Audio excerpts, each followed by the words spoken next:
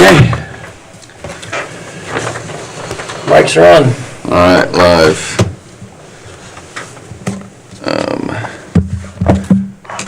I guess I don't know if this is a question for Rabia or this is the most up-to-date one? Correct. Okay. There are going to be a couple changes that will be reflected in tomorrow's packet as well. So Okay. that is what was sent out. Okay. Well, then we will call the meeting to order and we'll start with the Pledge of Allegiance. I pledge allegiance to the flag of the United States of America and to the republic for which it stands, one nation, under God, indivisible, with liberty and justice for all.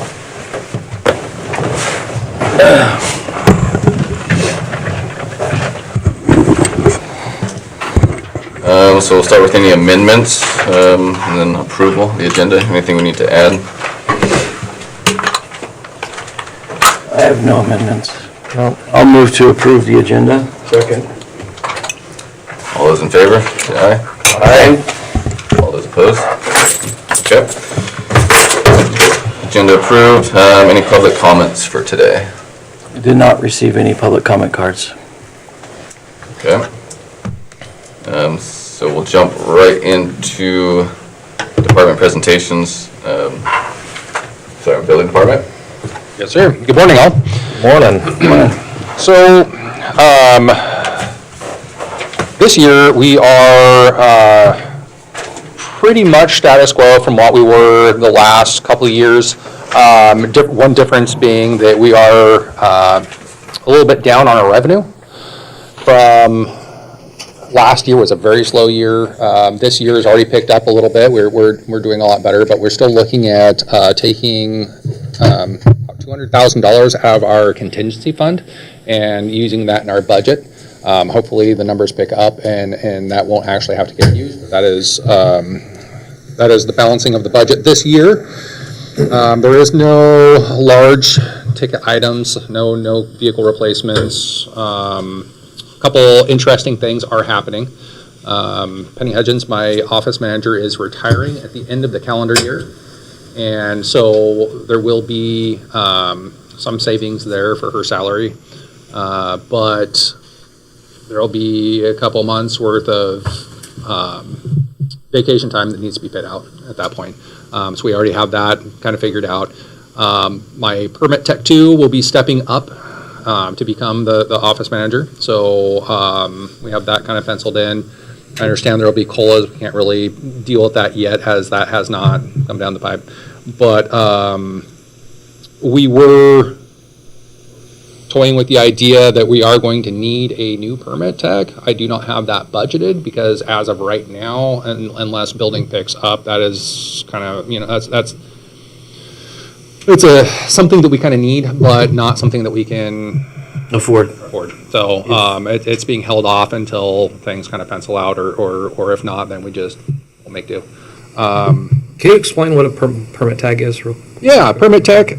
So when an admin starts in the building department, we call them a permit tech 1. And that is somebody that does not have any certifications. They answer phones, emails, ask questions. So they're a permit assistant or permitting assistant. Okay. Permit Tech 2 is, there's two paths to gain that. Either there is a permit tech certification you can get, or you can get a residential plan reviewer's certification. And that makes it to where when people bring in a permitting package to the front counter, they can proof the plans to make sure that they're complete, so that one of the inspectors doesn't have to get up to do that. Okay. And Wade has gotten that, so he's permit tech 2. Okay.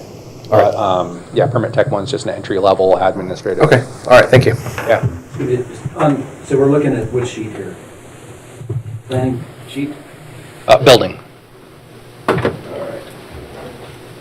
Yeah, community development building.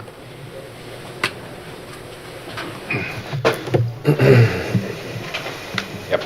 So when you say revenue is going to be, let's look at the revenue you talked about. Sure. Absolutely. Yeah, and that's the same number we've been using. So last year, we used that same number of the $550,000 revenue. That was pretty appropriate.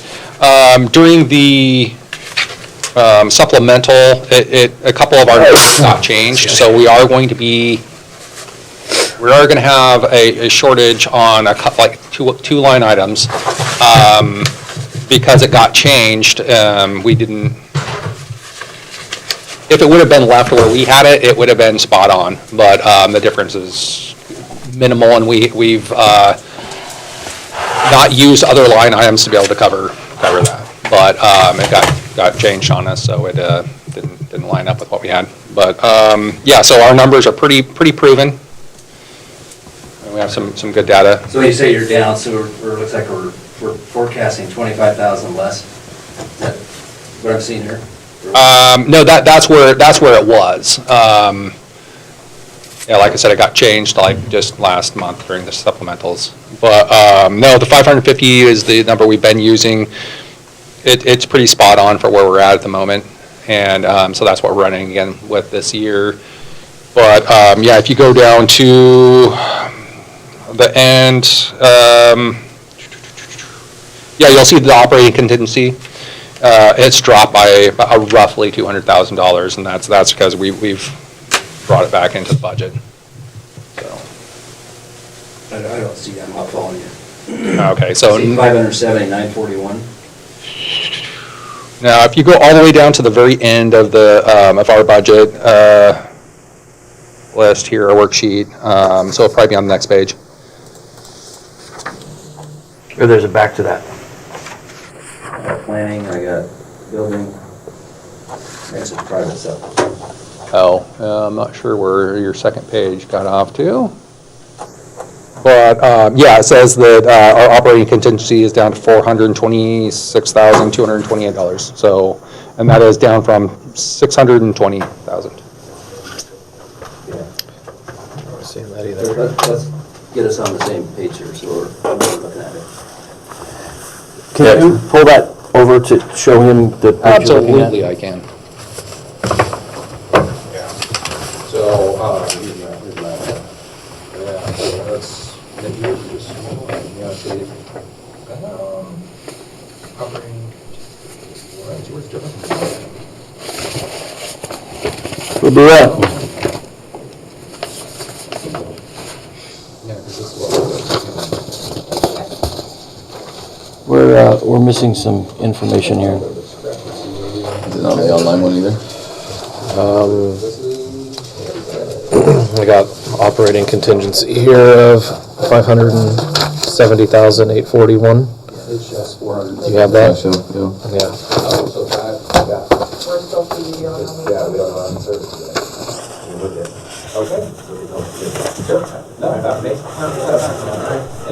So, we're still confused. You talked to him, but you didn't talk to us. Sorry about that. The direction from the last meeting was to remove the admin services charges until we figured out what those would be. Right. So that is the discrepancy in those sheets. Yeah, so that made up the difference in the numbers that we had. Oh, okay. I'm working off the old sheet that I printed out from Got the it. worksheet that we were using. Yeah. So the ones in your book, Are accurate. the ones in your book, well, the ones in your book are the ones that he's going off of. This is different than what we had written down. Than the It book? includes admin services. Mine still includes admin services, so that's the only difference. So do these, right? The original ones? Did you have an original sheet for the building department? I think there's just admin services in that one. Okay. Because we didn't have all of the sheets together for the last meeting. Because this is the whole budget that's in the binder clip packet that you guys got this morning. Mm-hmm. Just updated one. Got it. So the discrepancy, what he's discussing is admin services? Yeah. Okay. So there's just like $100,000 difference there, which it maps out. So, Just, sorry. Yeah. Beat this up. So I just want to understand, so last year we were 575 for building and plumbing permits. We're forecasting 550 for this year. correct. Okay. So only down 25,000. Yeah. All right. Yeah. Construction has slowed down, so we're All right. that's about where it's gonna be.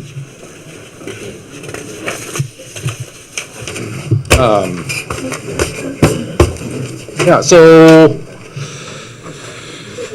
yeah, that's kind of where we're at with our budget this year. I mean, no, like I said, nothing too tricky. You guys have any other questions for me, or? I just want to recap real quick. So, you're estimating reduction in our, you're estimating a reduction in revenue. You're going to have a changeover in staff. Yep. And depending on where we are at that point in time will depend on whether or not you rehire for that position. That is correct. I kind of ran the numbers, and so roughly we're going to save just shy of $49,000 for the 4 months that Penny is going to be out of her budget. There's a difference between when Wade gets promoted up. There's a difference of just over $6,000. So I mean that pretty much leaves us. And with the cost of a permit tech 1, I mean it leaves us with about a $40,000 or $52,000 shortfall to be able to afford a permit tag. And I mean we're But if building goes up, you can do a supplemental. correct. And make it, and adjust the difference. And I'm planning on doing a supplemental anyways, because I do plan on raising fees this year. I was really hoping to hold off another year. I try to keep it on a pretty regular schedule, but just because of the way things are, it's going to have to happen. There's a 45-day noticing period from the state to do that, and then we have to put it on a meeting for the commissioners to approve, of course. So it's going to be a couple months out. So we'll start working on that as soon as this is done. We're going to shift gears and start working on that. So it'll be probably September, roughly. Can't we put that in, though? I mean, if we're gonna raise the fees, can't we get that in the budget? If they're approved. Yeah, we can definitely make estimates to that, for sure. I don't know that he has, correct me if I'm wrong, if you know. I know roughly, yeah. What you're- So we have to be able to justify our fee increases to the state, and the state is, they're pretty specific about what you can and can't do. So ultimately, we need about a 16% increase to be able to hit our break-even point. That's more than likely not going to happen. Not going to be approvable, because the other thing we have to do is we have to take the surrounding communities and we have to make sure that we are comparable, and that would put us out of the range of comparable. So we're going to raise 10%. Keep our fingers crossed that the economy picks up just a bit, and that should be acceptable. So if we're $550,000 in estimated revenue, then that's $55,000. Right, yeah. Right, the 5% will get you to your last year, right? Yeah. Mhm. So, that's about what we're planning to do. Yeah, and I mean, that's what budgets are for. correct. So your shortfall, your estimated shortfall is around 47,000? This year, or the proposed? No, it's like 200 that we'll be taking out of our contingency fund. So that's about how much we're down. But I mean, a certain amount of that. I mean, there's things that you can account for. Increase in pay for employees, increase in admin fees. But then there's certain things you kind of have to weather, which is slowdowns in economy, slowdown in building. That's the kind of stuff where, I mean, that's exactly what the contingency fund is for. You kind of weather the down times and then build it back up during the good times. And so that's, I mean, we can't really price our way out of that because we'll end up causing other issues. How much is total in the contingency fund? Contingency fund, let me get, what's that? Yeah, it was over 6. Yeah, 620. But then what you're saying, though, is that you had lower because of the admin not being, so an admin would just come out of that, is that what we're? Well, it would come out, it would just add to The overall budget. oh, yeah. But you'd use the fund to cover that? Yeah, we can, that's why, yeah, we can use the fund for a shortfall if they do have it. So an admin, do we know what that number is? Nope. I'm still working on it because we took it out. Okay. So we have a spreadsheet built, it's just, we should have it done, yeah. But last year was 92. Yeah, Right. so because that was the whole thing about how it was done, so Rebecca and I have this sheet built, we have it teed up, it's just we ran out of time for the meeting. So with no change, the plan to be to use whatever the admin number is to come out of the contingency. Okay.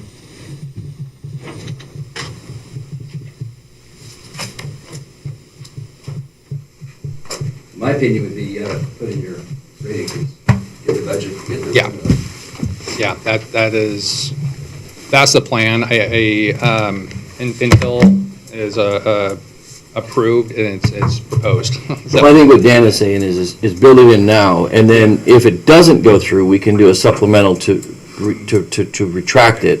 No, that's fair. I was kind of thinking the other way, like, Yeah. keep it out, and then once it approves, then I can do the supplemental to include it. But yeah, I can do it the other way for sure. If you anticipate that revenue, I do anticipate it. then build it in. Okay, absolutely. Yeah, that, The number? yeah. Yeah, it's sure, absolutely. I mean, just think about just your labor cost alone. I know you're down a person, but your COLA is what? About 4% this year is one of our That guessing. in anyways. itself on 564,000 is, and we gotta cover that somehow. So, Well, it's, so that would be, 25,000. yeah, Yeah, and we can't continue to have cost increases and not get the rates up. absolutely. Yeah. Yeah, just yesterday pulled the fee schedules for Coos and Josephine County, just to do the rate comparison, and we are currently right there. We're kind of leading the pack, just barely on some items, competitive on others. So yeah, kind of got to walk that line. All doable. Thank you guys. Got anything else? So. We have, right now, 4 full-time employees and 1 irregular employee. What's retiring? Yeah, 1 full-time. Yep.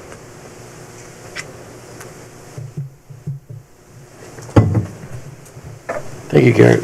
Thank you. Sure thing. Thank you very much. Absolutely. Gentlemen, have a good day.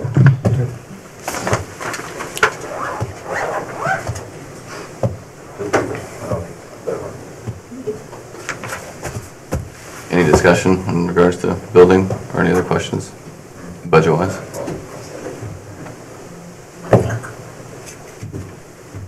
Hate to get so dialed into revenue, but I just think it's so important we really look at every revenue line as we walk through this, in my opinion, and really understand it, so we know if there's opportunity to do more.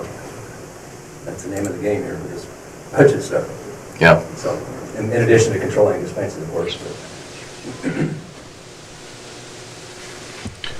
All right, then we can move forward to tax and assessment office. And I was gonna see also if I could get a Wi-Fi password, so I can, so it's easier to find these sheets Let's get the right page. on the, I haven't, I don't want I think it's, I'll say it on the mic. If you can, I think it's Curry. Oh, yeah, okay, that'll help me still. Okay. Nice to meet you. Dan, we met last year. Nice to see you Yeah. again.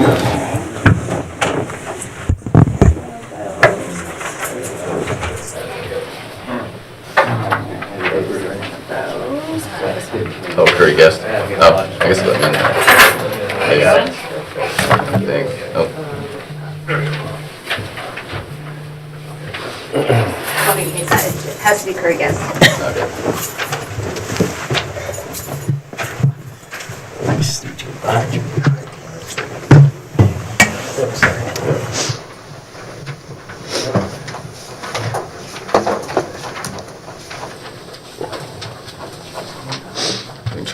through pages of the online one.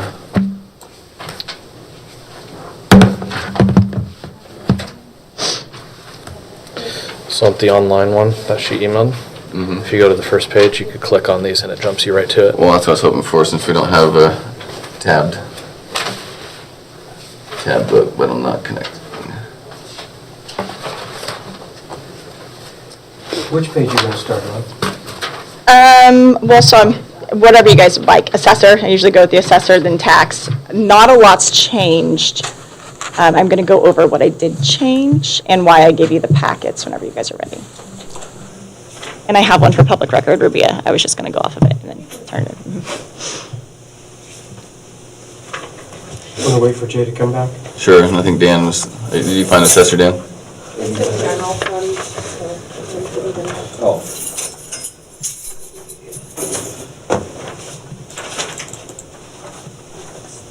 All right, And I'll okay. have them all done up for you by tomorrow. Okay, And then if you flip this, it's tax. great, thank you.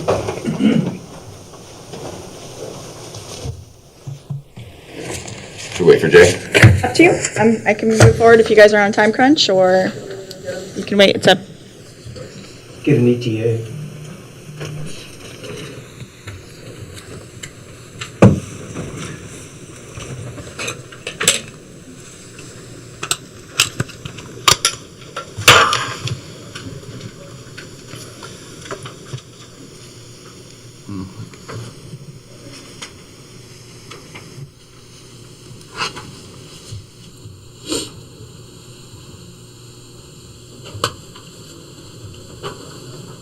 No.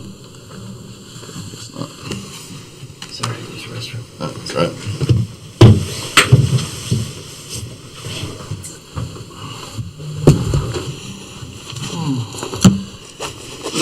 All right, sorry, go ahead, Kylie. Okay. I don't know if you guys want to start with questions. The packets that I gave you are the Department of Revenue's audit review that they did on us last year, and a list of our services that we provide. Joe is new, so I thought I would give a little briefing on the CAFA grant, which helps supplement our budget, along with the clerk and the treasurer and our board of, well, it's not Board of Property Tax Appeals anymore, it's Property Value Appeals, PVAB is what we call it now. They've changed the name, but that supplements that as well. CAFA stands for County Assessment Funding Function Assistance. Department of Revenue collects delinquent interest, recording fees. They collect those quarterly. They keep 10%, and then they distribute the other 90% back to the counties. And they do that on a percentage rate. In order to qualify for the CAFA grant, you have to be in compliance. So what determines the compliance is when we turn in our application, they review our staffing models, our workload projections, and our budget adequacy. And per the Department of Revenue staffing model, which is on page 35 of that packet, you don't have to go through it now, I just thought you guys can go through it at your convenience. It's on page 35, we should be at 13.65 FTEs when compared to counties with similar populations, account sizes, or I'm sorry, number of accounts that we keep the records on. So we have 8, including myself. I'm part of that 8. We have 8 employees. They say to be in compliance, we need 13.65. Not a lot's changed in the budget other than I did ask for that employee, and I will tell you a little bit about that. I have turned in the CAFA grant application. It has not been approved. They do not approve it until the 15th. They have reached out and asked me about my staffing model because I submitted it with what we had last year. Then I heard that we got to give presentations because I told them I wasn't giving a presentation, and I said I would be asking for that FTE back. And they have till the 15th to either send approval or a denial letter as to why and formulate a plan moving forward as to how to get that money. The total cost on the FTE that I'm requesting, I don't know if you want to go over line item by line item, but the total cost I got from Julie with the salary fringe is $94,495.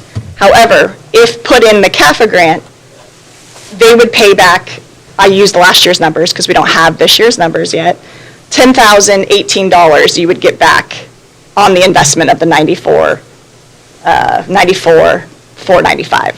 So they would pay you back, because they pay you back on the dollar per your expenditures. And it was roughly 10 cents on the dollar last year. Does that make sense? Do you want a little further elaboration on that?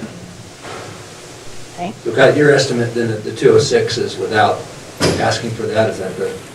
What are you looking at on the 206? The CAFA money shows for the budget. So that was a forecast from last year's. It'll be different because we don't have our percentages yet as to what, they pay anywhere from 10 to 17 cents on the dollar back on your expenditures. But that depends on what every other county has put on their expenditures. It varies.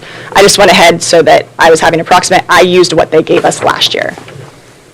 So you're getting a 10% return on your money. I know Commissioner Cooker always says he wants to know what he's getting for his money. You'd be getting a 10% return on that expenditure, in addition to being able to put another appraiser back out in the field, because right now I have them on a weekly rotation manning the front office and the front office duties instead of being in the field trying to capture additional value.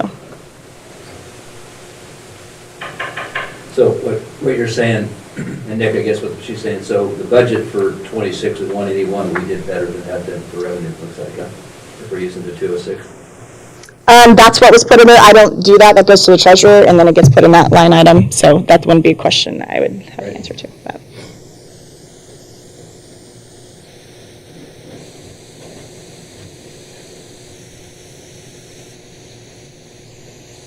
And when we're not in compliance on that CAFA grant, like not having the staffing ratios, does that change the reimbursement rate, like the 10 cents to 17 cents? Or how? I don't believe so, but it just cuts down on your expenditure. You're going to get less. The more you spend, the more you get.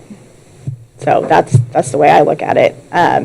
They did say you haven't done anything to remedy this from the review, and I said I'm asking for an employee. Here I am. And whether that fixes it, I don't know. They'll contact the board. That's not for me to decide. I said I'm asking for the employee. I'm going to show them what they're getting for their money. And here we are. I think it's a step in the right direction. I think it's a good faith effort if I get the employee to show Department of Revenue that you're working to fully fund A&T.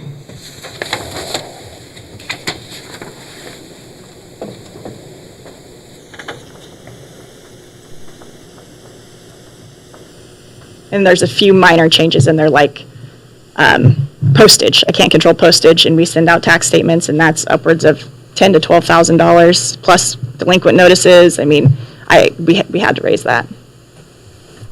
Doing the job, you would feel that in this county that their assessment is correct, that 13.65 would be beneficial, or do you feel like that? Yes, and I understand I'm not going to get that. I think they want everything done, obviously to the best of our ability. I think 2 more employees would be ideal, but I know that everyone's struggling. I'm not going to, stand here and say I need 2 when I know that we need patrol. We need a lot of things in this county, but I do believe we're leaving value on the table by not having that other person in taxes. My hours are 10 to 2, and not that we're not there. I have to close the doors so that I gave you the list of services. Those things need to be done uninterrupted. We don't have the staff. If we had the staff, we could be open 8 to 5, do all these jobs, because some people are dedicated to just doing certain things while other people are dedicated to handling the public.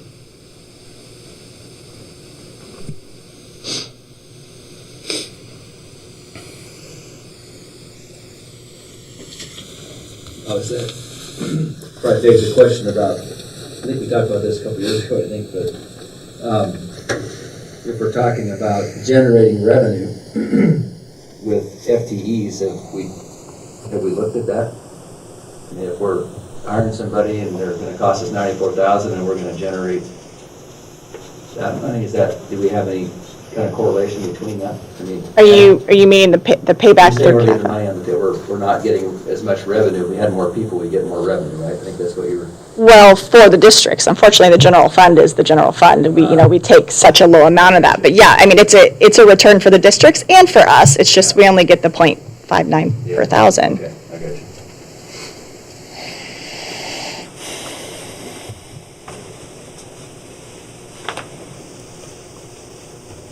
I don't know if I understood that quite. So you're saying that... Like if I had 10 appraisers, I think is what he's saying. Right now I have 4, but I am basically using one whole appraiser because they alternate 4 weeks out of a month to man the front desk so that those duties could be absorbed.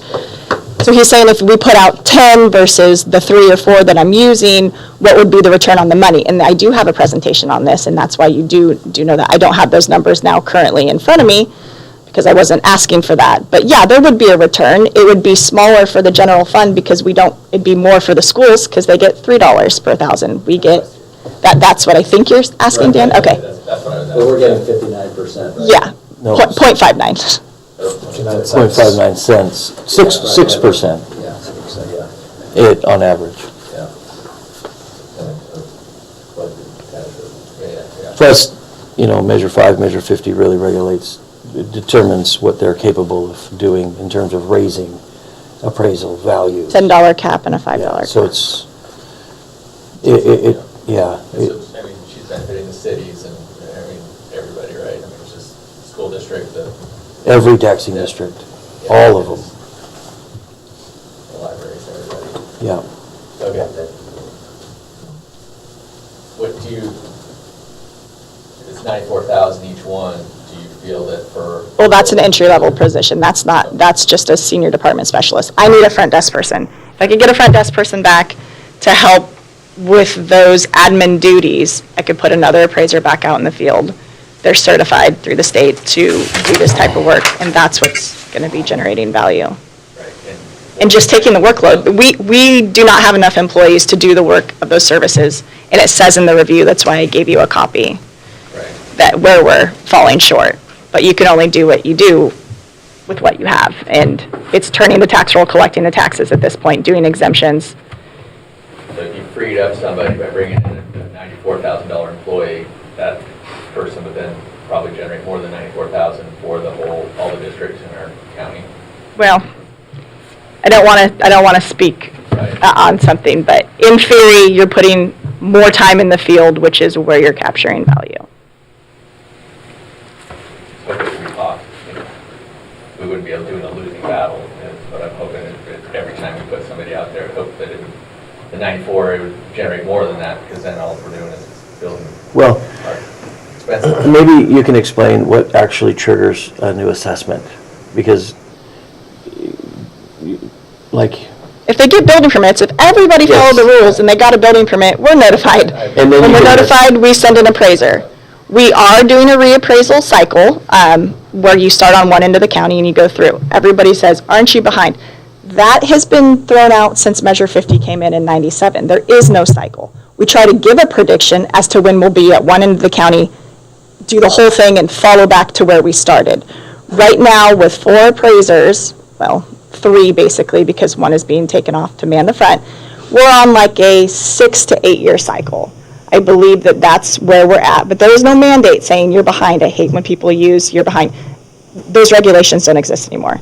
We also do what we call a sales check. Department of Revenue doesn't want you chasing sales, but if something sells for $500,000 and our tax roll only has $150,000 on it, we go, we need to go visit that. We're not chasing a sale, we're going, why would somebody pay such an extreme amount?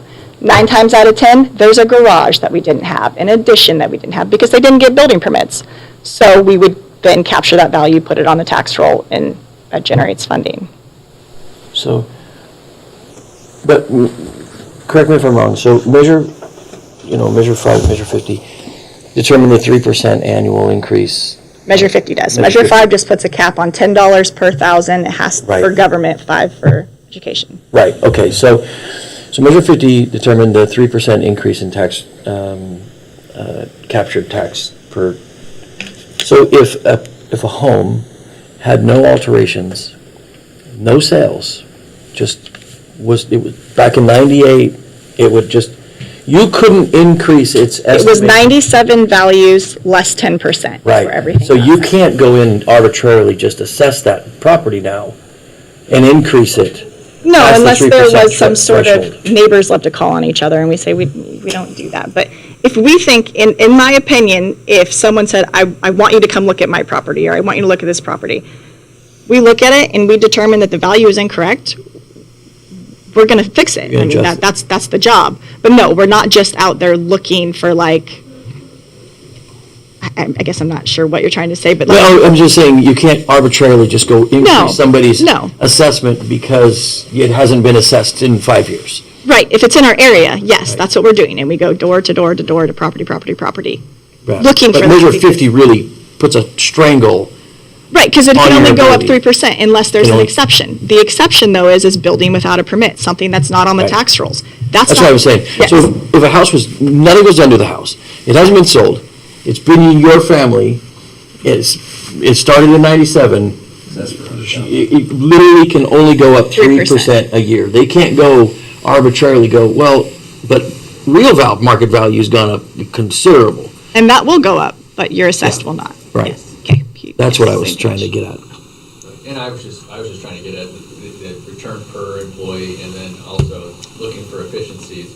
I know we're going up 3% a year, but I mean, I think that inflation was more like 40% over the last 10 years. So, I mean, we've been doing 4%. Right, and we don't get paid for our services. Unlike Garrett, he has fees. We don't have those. We're doing this all for free for the districts. Right. My association that I'm a part of for assessors and tax collectors, we've kicked around putting a service fee at the top of a tax statement. They don't think it's legal. That's gone down a bunch of different roads and it's been stopped. There's a bunch of roadblocks. I mean, why do we do the service for free? I don't know. That's legislation, sorry. We're not in charge of that, but we are doing the work and we have to do the work. When we did the budget cuts, people said, what services are they going to lose? We can't lose services. I can't say, well, we're not going to do that. If we don't do that, then Department of Revenue is going to come down and do it, and they're going to charge you for it. So the other piece is, the other thing that we also had examined was putting an administrative fee on the other districts for collecting their tax for them, right? And that also got shot down. That wasn't. I mean, do that yeah. either. So. Well, I think we are fighting a losing battle with this 3%, and when inflation's above 3%, it's the only way to get through it is either starting to get little nickel and dime fees out there everywhere, raise up the fees that we charge for everything we do. Your uncle's been beating that drum for a long time too. Or get it more efficient. Yeah. And, and that's. Where AI, is that where you're going? No, not going with it. Probably next year we should be talking about it. But you said 3 or 4 appraisers right now? 4. 4, okay. And then 8 actual full-time employees. As Department of Revenue pointed out, though, they said even when you have an appraiser sitting at the front desk for 1 week out of the month, Bad idea to have them there. that's, I mean, you're using one whole FTE throughout the year. Yes, it's different people, but they are taking one FTE to do administrative work. Right. And it'd be great if the non-appraisers can do that, and maybe we can, like you said, get somebody, a non-appraiser, free those people up. But, okay, that's all I. And the other piece of that is, not getting paid to do it, but CAFA does come in and just making sure that we stay within at least close enough to their guidelines that they don't reduce or remove any sort of CAFA grant reimbursements. Which is 10%. Well, last year it was. But in total, you're looking at $180,000 to $200,000 coming back, as long as, and 10,000 more if, you add 80, 90,000 to payroll. When do you know, when do you know what the CAFA will be? How does? June 15th, sorry. Or they could deny it, I don't know. They, like I said, they got a hold of me and asked about staffing model, and I said, I'm going with what I had last year because I didn't even have a budget. You have to actually have CAFA turned in by May 1. We never have a budget by May 1. I've actually asked if any county has a budget by May 1. They said some. They grant you an extension till June 1st, and there's no other extension after June 1.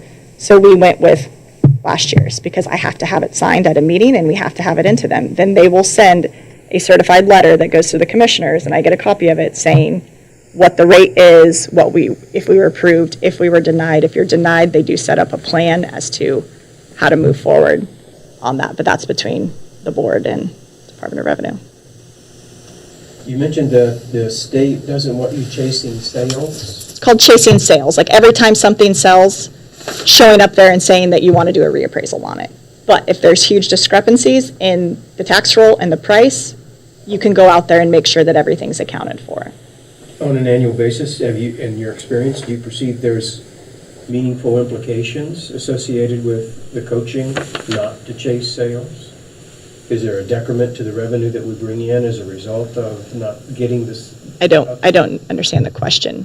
Okay, so if you have the state asking you not to chase sales, whatever that, Meaning every time people come from California and they all want to explain what happens in California. And if my house sells, this is going to reset my taxes because they pay 1% of the purchase price. I think it's Prop 13. Oh no, not our state, but that's what they go on. And anytime something sells, they send a team because that's how their taxes work.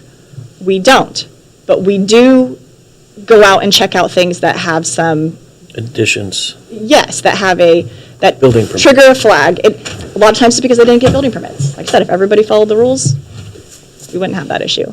Yeah. I don't know what you mean by implications. That we're not policed like that. They're just encourage us in our training. Like, you're not going to. First of all, you don't have the manpower. I mean, we have too many sales to. The one thing you have to have done is the building permits, the new construction tags. So that takes almost a full year with what we have. Now, new construction gets assessed at Yes. value. Yes. So those are things that are important to Well, capture. it's taken by our CPR, Yeah. which is, but depends on what the rate is that year. You know. thanks. But to put it in perspective, in true perspective, I think the total budget for assessment and taxation is like 1.4-ish, right? 1.5? 2. Is it 2? 1.2. Well, no, that's just for assessment though. Taxation is an that's additional. combined. Is it I had it. It's, if you add these up, I think they're on. I have 1.2 for assessment and 200,000 for tax. So 1.4. Okay, yep. Yeah, so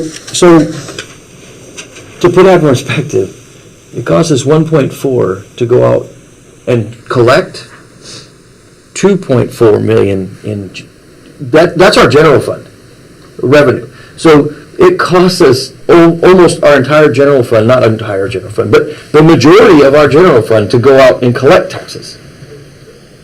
That's not service. I mean, that's providing services to districts and service to the general fund. But I mean, when you put it in proportion, it's kind of crazy that we almost pay our entire majority of our general fund to go actually do the job of collecting the money to have a general fund. But it just points out how historically low our tax rate is.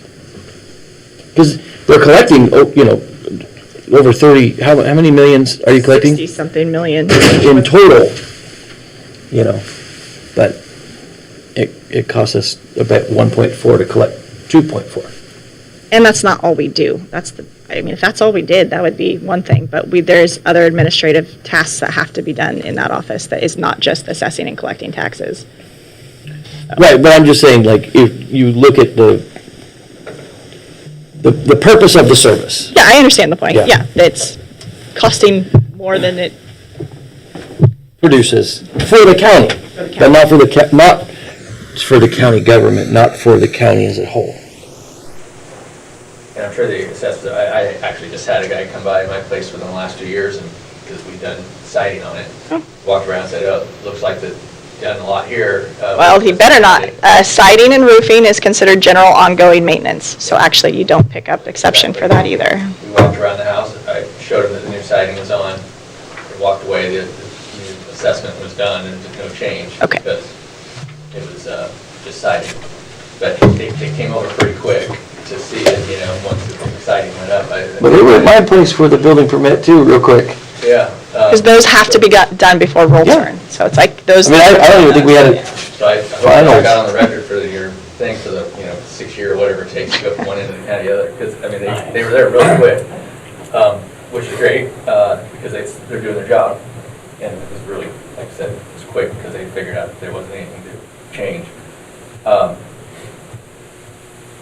Most of my questions were just like, hopefully everybody's like diving in and making sure that, if we do add 2 more, that we'll get some return on it. And then if we could find more efficiencies in the office, maybe in the future,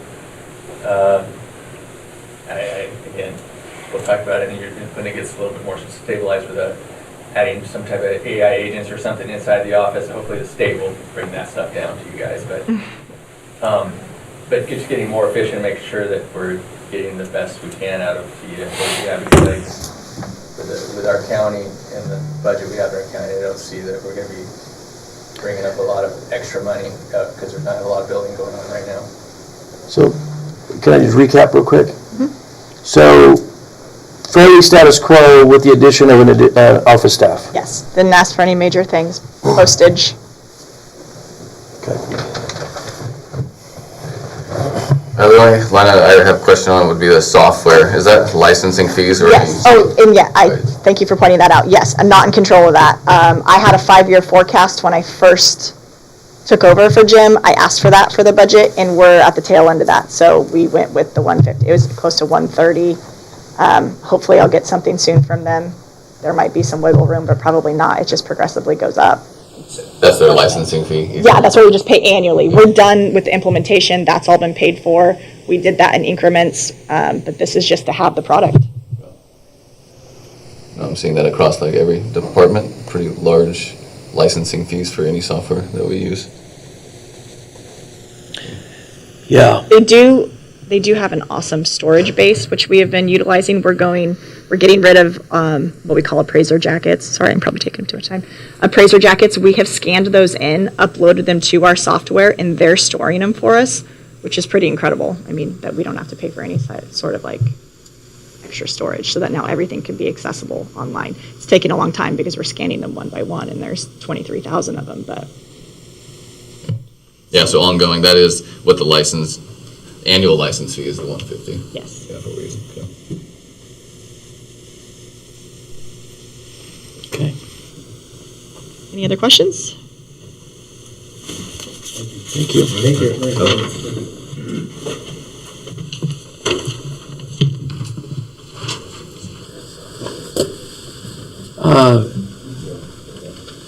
Just real quick, we got a little breaking news, fun breaking news. Even Rabia got attentive. She likes breaking news. Our ONC money just hit the fund. What, about an hour ago? No, it's well overnight. Okay. Whenever they come in, 5 in the So morning. it came in this morning for this fiscal year. I was told, so we've been doing some investigating, trying to get some estimates on our 26, 27, right? The estimated amount, well, what we received was $1,087,000. And they're estimating that we're going to receive a similar amount, 26, 27. So the thought that we were going to get the extra, like, 400,000, it seemed, apparently, I got to do some more digging in on this, but I think that the rate change takes effect FY calendar year 27. So the first whole part of this 26, we're still at the 50-50 split, and I think the 75-25 split takes effect like January 1 of 27. And it's also, I want to just point this out too, the 50-50 split for TLT funds is in effect January 27. So we're still 70-30 until January of 27. So when you see Economic Development's report, they're going to show that there's going to be $800,000 available to the general fund, not the estimated million that we anticipated. And that's because it's 70-30 till December 31st and then 50-50 after. And so she equated all of that. It's still an increase. It's still a substantial increase, but it's not quite what we thought. So that's 200,000 less than we had anticipated, because I didn't formulate that the 50-50 split was January of 27. I thought it was July of 26. And then the ONC funds, I had anticipated we were going to be getting the 75-25 split sooner. So I just want to give you the news. Just came through. So the ONC money that just came through, that was our 25, 26. Yes. Okay, yeah, so. So that's for this calendar year. Yeah. Which is right in line with what we estimated. Yeah. So there was no over or underestimating on that. Okay. Nick estimated 1.1, we got $1,087,000, So their annual disbursement takes place first part of June. always. And our budget that So kicks off July 1 budget doesn't actually we're always estimating generate that revenue or receive the revenue funds until the spring.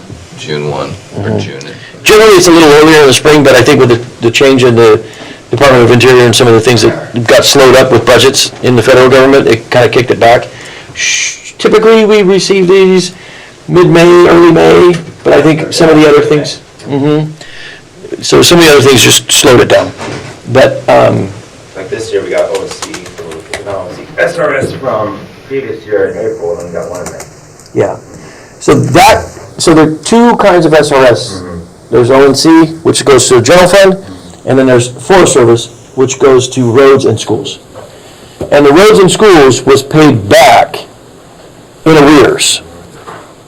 So roads got a nice bump, and then we were able to send nice little checks to the schools. So, but Nick just literally informed us of this, so I just wanted to make sure we get it out. I wonder why our main checking account was so high in dogs, that I feel like. Yeah. And it usually goes to LGIP account, so it's kind of different, so we'll make sure we didn't receive some weird money. So that would change this estimate on that sheet, down a couple hundred. No, it's still there, it's already been there. Yeah, we factored it in. No, but he's saying, did we did it change our estimates? No, I mean, it's close enough. You estimated 1.1. Yeah, so I mean, it's just a little less, but it won't be down, I got it. Yeah. It'll be down a little bit, but not tragically. Nick was already pretty conservative in his estimate. Yeah, very conservative. Yeah.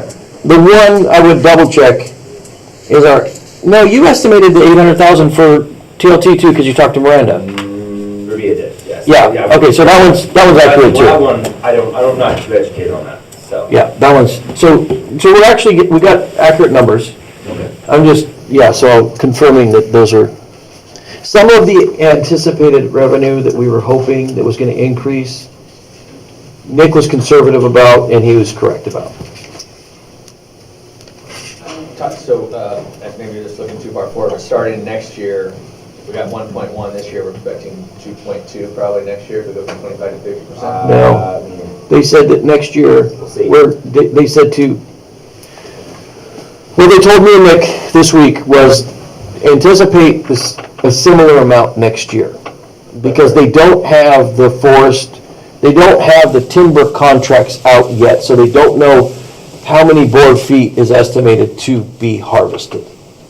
So they just said, in your budgets, estimate what you're currently receiving, which is 1.1. Yeah. Also, there's a lot of other implications like weather, fire, a lot of other stuff, so Yeah. I don't like to count money we don't. Thank you. Huh? Thank you. Oh, yeah. Yeah, if let's say that they do they start harvesting pretty good, and we get surprised, and they take the same amount, but we get 50% versus 25%, 2.2, but then I was looking into some stuff last night with the PILT. Pilt. Pilt, yeah. Payment in lieu of taxes. What do we get for that right now? Because it sounds like that goes down and the timber revenue goes up. It's so confusing.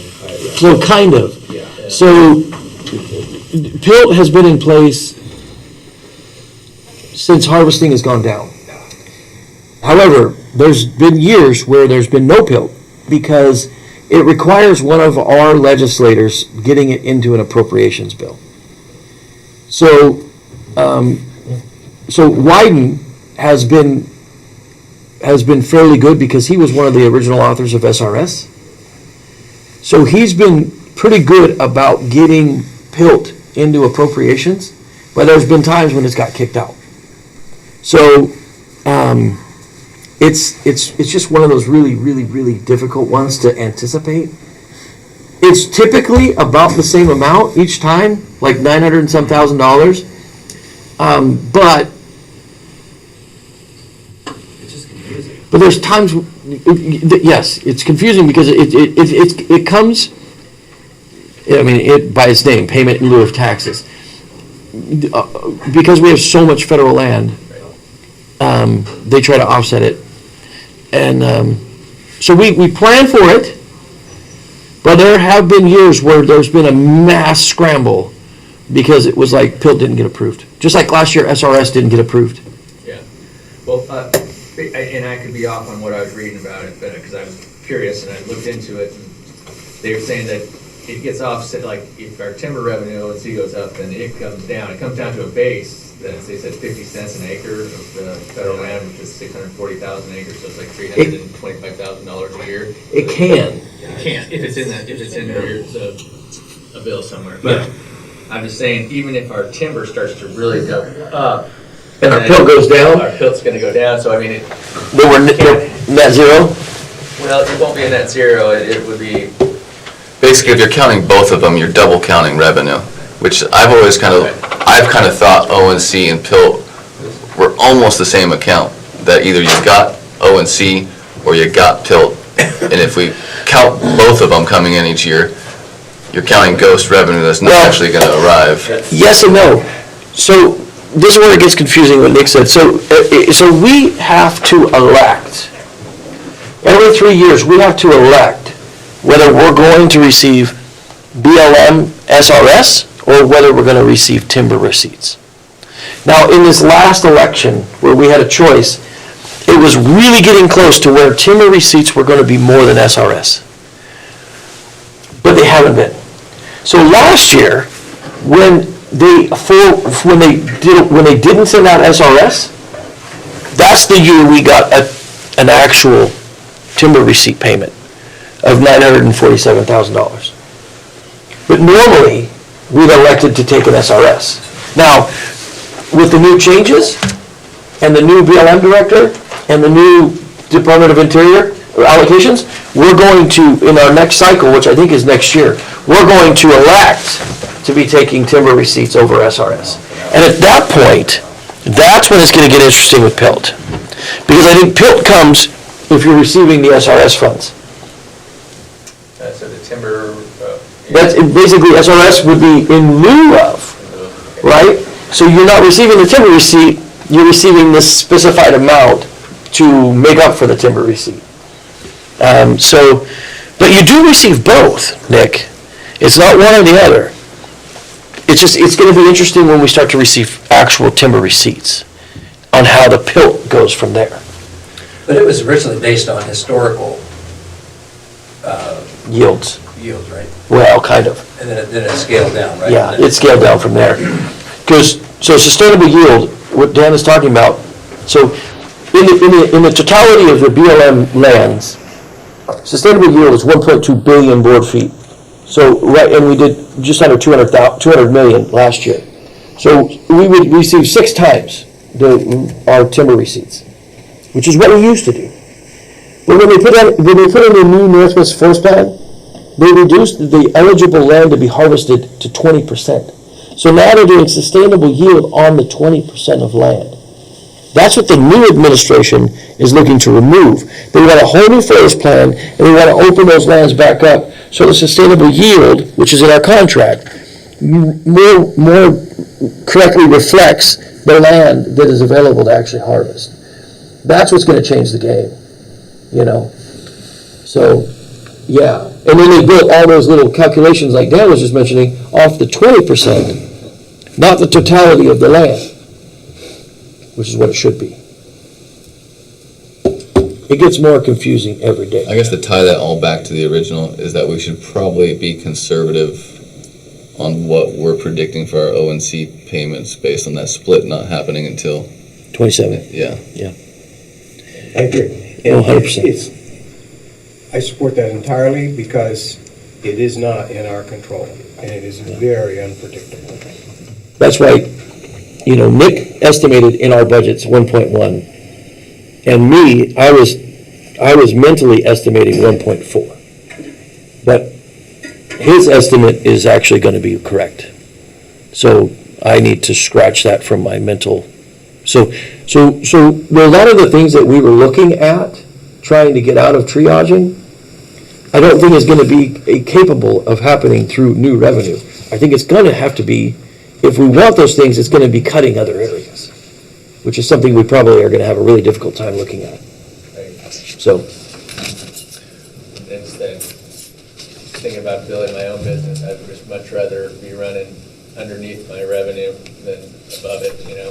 for sure. And just Well, yes. putting the rainy day funds away, and if we start thinking about putting on new positions and everything before we, you know, have a buffer or have guaranteed Right. revenue. Yeah, it's a sticky wicket because it's like, you know, typically, like businesses' biggest fail, right, is when they start to have to cut budget, and the first thing they cut is marketing, which is creating their business, right? So we have to be careful because we don't want to cut what allows our business to operate, but we have to be very cognizant of what those things are in terms of efficiencies. And so, you know, yeah, I think that's why I'm glad we're doing this exercise. It's going to give us a really good understanding of where we are. Okay, well, I don't want to keep Christine and Juvenile Department waiting too much longer, because that will all come into play when we get a final page of Yeah. forecast. But yeah, we'll do Juvenile Department and Prevention.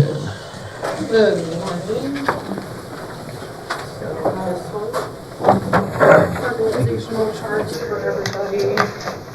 Thank you. Thanks, Christine. Thank you. Oh, There's 22. so speaking of these, I want to give an update. So, I have utterly failed. After our last meeting, Rabia took on the task of a whole bunch of things, and I had very few tasks. One of which was to do this, Nick, for you, or for all of us. It's really hard to find a program that does these. So anyways, I'm going to be working on something similar. And what we're going to do is we're going to stick with an organizational chart that shows services like this. And then what I plan to do is just put a number next to the service which represents the FTEs that are providing that service, instead of something that, you know, just has a whole bunch of bubbles. Does that work? Yeah. Okay. All right, go ahead, Christine. Good morning. The organizational charts that I just provided you guys, the top one is what we are currently at, and then the second one is what I would actually propose for our department. I had provided a packet with our juvenile budget breakdown, and that goes line by line, and our prevention budget funding as well. Basically, a lot of it is status quo with the exception of a couple of different areas. We would be asking for an increase of overall $21,000, almost $22,000 of an increase from the general fund. Basically, that would be our on-call and our training and meals and lodging. I do have, so our on-call this fiscal year alone, our on-call will end at roughly about $30,000. This is a service we provide to the county and law enforcement to help increase community safety. And this can be in the form of safety planning, conditional releases, electronic monitoring, or transport for out-of-county detention stays. Just up until May 1st, we had 35 documented on-calls, with half of those being a call-out or an actionable offense or incident. That doesn't include all of our conversations with law enforcement after hours, that maybe take 30 seconds, like, hey, is this kid on your caseload? Hey, do you know who this kid is? Hey, can we detain for a theft in the third degree? We can't. And so my proposal would be an increase to about $35,000 with the anticipation of a COLA increase for that line item. Our training and education and travel and meals and lodging, our closest trainings that are not virtual are at least 1.5 hours away in Coos Bay. And we have traveled as far as Pendleton, for training courses for our field, but typically we travel to Eugene, Salem, or Portland for our annual conferences, trainings, and meetings. These distances usually cause for extra hotel stays due to travel time and scheduling, which is another increased cost to our department. We are sitting pretty good with prevention right now, unfortunately, because we have an open position. Actually, technically, we have 2 open positions, but we don't know the rollover or carryover from the last fiscal year, which OHA allows rollover and carryover for our grant funding. And so we could have additional funds there that we could apply different places. But also, we have had a vacancy since May 1st in our prevention specialist, so we're going to be saving a little bit of money in that area as well. What's your overall change? Our overall change? Yeah, it looks like 1 position, and how much? So, in the organizational chart? No, your ask. Oh. It looks like you're asking to increase by 1 position from current. So technically, my ask would be to change the current school outreach officer, which is currently vacant and is currently funded by opioid funds. I would ask to change that to 2 part-time, so the school outreach officer is currently full-time. I would ask to change that to 2 community outreach prevention specialists with additional OHA and the opioid funds. Got it. So no general fund ask, just changing one full-time FTE to 2 part-time FTEs using the same funds that are funding the full-time person. Yes. Okay. With also the addition of an OHA. Oh, that funding? Yeah, the mental health funds. Yeah. Yep. And they're allocated for prevention. Nick brought them to my attention in March, and there's roughly about $100,000. Yeah, over 100,000 just sitting there. Right. Yeah. So with the part-time FTE, it would be 20 hours a week for both of those positions. Which removes benefits costs, correct? Yes, I had a payroll breakdown from Julie in finance, and roughly they would cost at $24 an hour for a regular part-time would be about $27,000, basically $28,000 per year for each position. Okay. And both funded out of opioid / OHA. OHA funds? Yep. Okay. And that's what's making up this 170,000 increase, roughly. Is that right? Of labor? Out of the juvenile fund,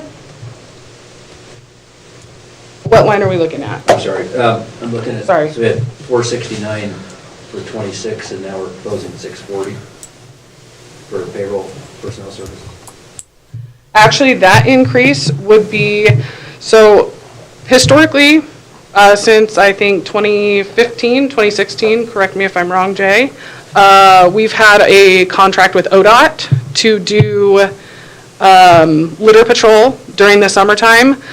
For the last 3 years, we haven't been able to fulfill that contract. And this year, That's the 85,000 revenue? yes, Okay. that's $85,000 in revenue. $50,000 of that would be litter patrol, and then $35,000 of that is an invoice-based we clean sidewalks with our Side community washing, service. yeah. What changed operationally that you can pick it up now, but you couldn't before? Honestly, I don't know. The last few years, it takes a lot of time and coordination to make it happen. And Well, I can help. Just looking at your thing, so back then, we had a community, we had a community service coordinator. Yes. So their whole job was to coordinate these kids doing community service to fulfill these jobs, to fulfill these agreements. And now they've elected, they have their staff organizing community service?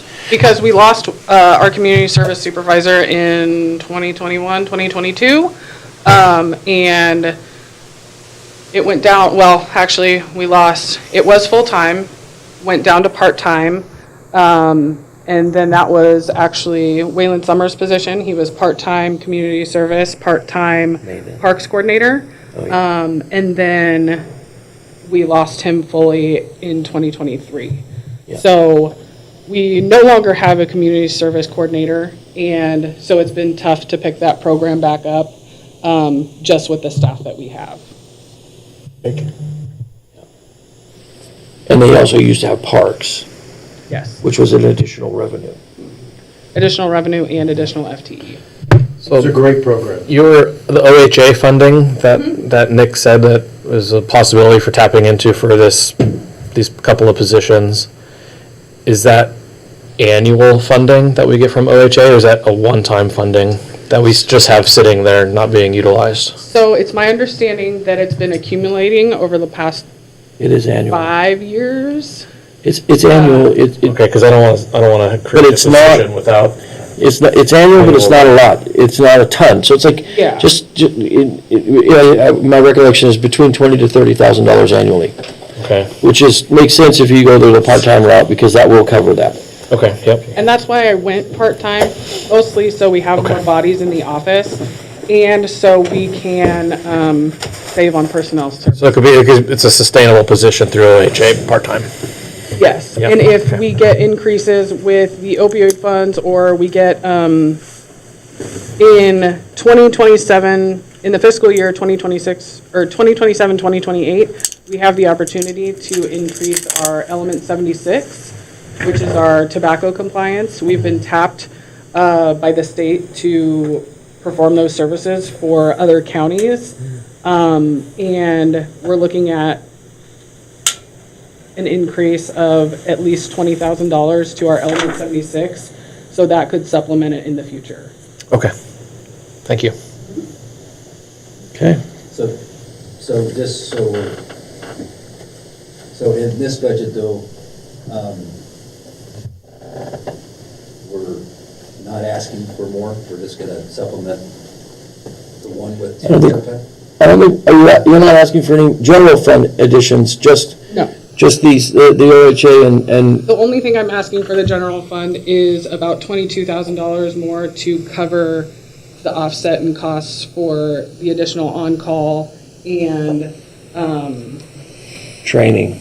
training and travel. So you are asking for an additional I got this written down, $21,000 increase asked for general fund, Yes. and then the rest of the revenue is coming from Opioid opioid? funds, Yep, okay. Opioid funds, Got it. any carryover, rollover from previous fiscal year to this fiscal year, because we should have some carryover due to open positions and allocations from last year.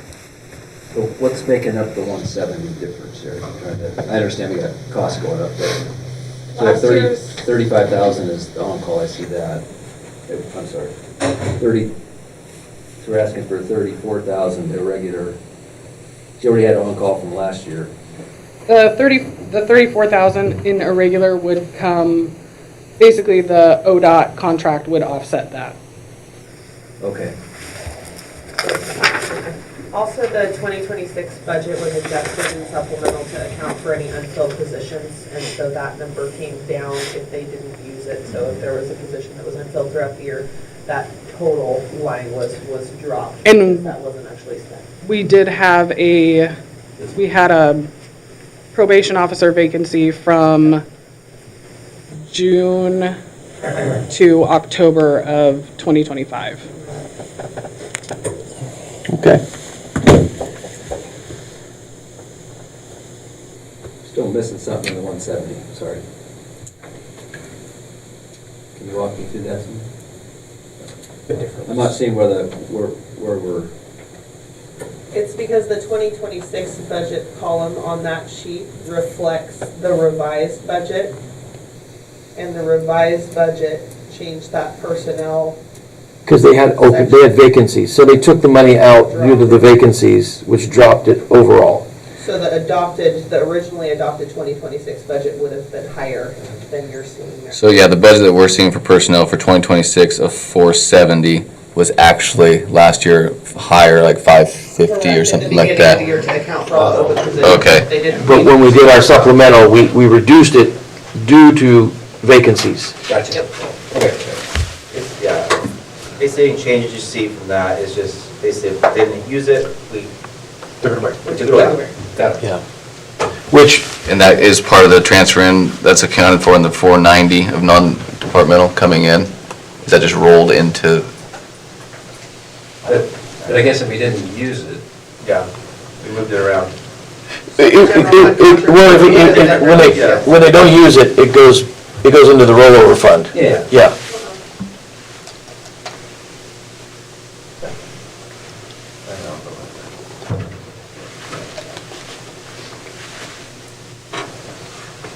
I guess if we didn't use it, we're increasing it back up by 170,000, that's why.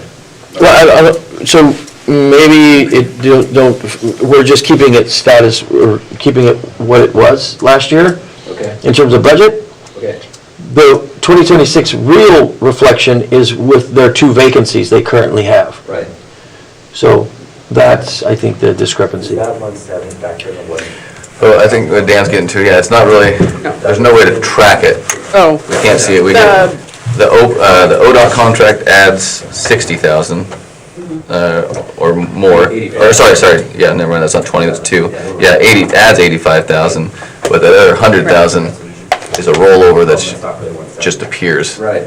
Not, that's not even in the. I know, but it will be. Yes and no. It will, right? Right? it wasn't used, so. It's not there right now. Well, no, it's similar budget. The other one just reflects what was actually used or anticipated to be used. But the 26 that we're seeing, the 460 doctor. That's actuals, not including, so if we go back and we pull up. We had open positions we didn't fill. Mhm. Right, okay. So are we saying now we're going to fill those positions? Correct. Okay. All right. Yep. So, And so now, so we are going to, so we operated last year without filling those, or. well, portion of the year. Whatever, yeah. Mhm. And now we're saying we're going to fill those this year. Yes. Hopefully. Yeah. We currently, all of the juvenile positions are filled. We filled the last open juvenile position that we had on October 1st. And so we had roughly 3 months of no benefits, and I think that the 170 you're probably looking at is, I was previously in the position of one of the probation officers. I've worked at the county for 12 years, and so I have longevity, all the COLAs, all that kind of stuff. And then I came in at a lower rate as the director than what the previous director was making. So that budget for status quo was a lot higher for last year than we actually utilized. And then when we went through supplementals, they took it down to what our actual was. And so that's probably the discrepancy that you're seeing. It is. Okay. That is the discrepancy. So total FTE got 5 for last year, and we're gonna have 7 this year, is that what you're saying? 6, I think, for last year. And 6 for last year with our And 7 school this year. outreach. Well, yeah, 6 for last fiscal year, this fiscal year. 25, 26. Yes, this fiscal year. This fiscal year, and then, yes, for 26, 27, we would be asking for, Changing 1 FTE to 2 part-times. yes. So it'd be 7.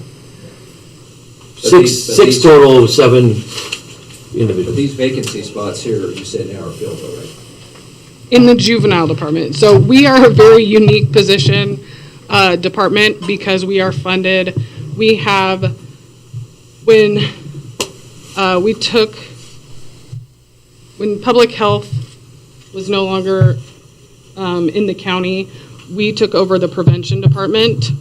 So we cover prevention for alcohol, tobacco, opioids, other drugs, and problem gambling. And that is a separate fund. So the pink and the green is all funded by OHA or opioid funds. And then our strict juvenile fund is partially the director, partially our operations manager and victim advocate, and then 2 full-time probation officers. So, I want to just clarify something real quick. So, the money that's not used, right? It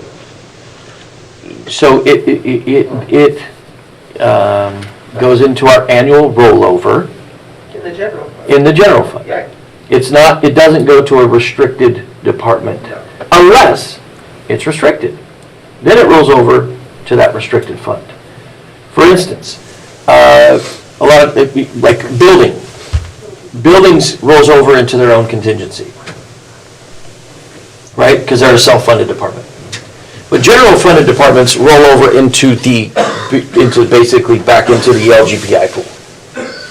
So when you think of like, if they didn't use it, they're gonna have that much extra next year, that's not the case. Except for in our department for the prevention. Yes, because your grants and everything else are restricted. So those roll over for a restricted purpose. But her general funded portion, which is the probation part, do not. Because those contributions aren't made till the end of the year. Correct. Yeah.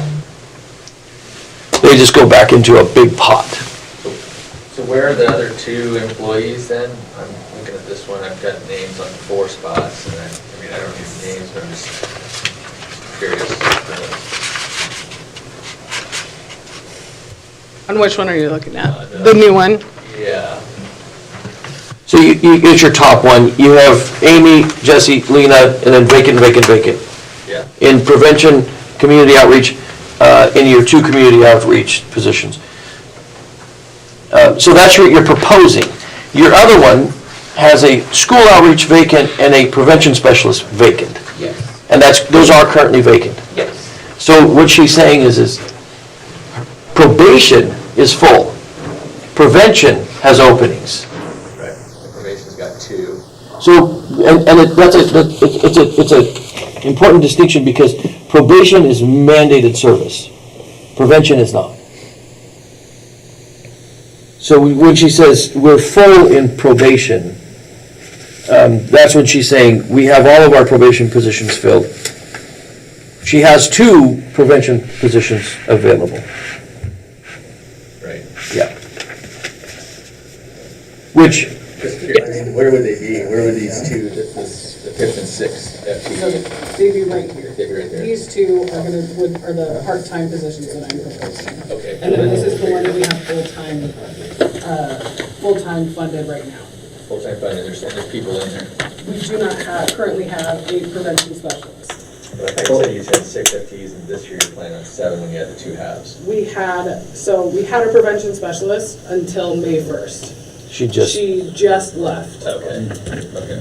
So from July 1 to May 1st, we had that spot filled, full-time for the last 2-3 years. So you had 1 there, so now we got 5 accounted for. Where did we the? So these 2 equal 1 then, right?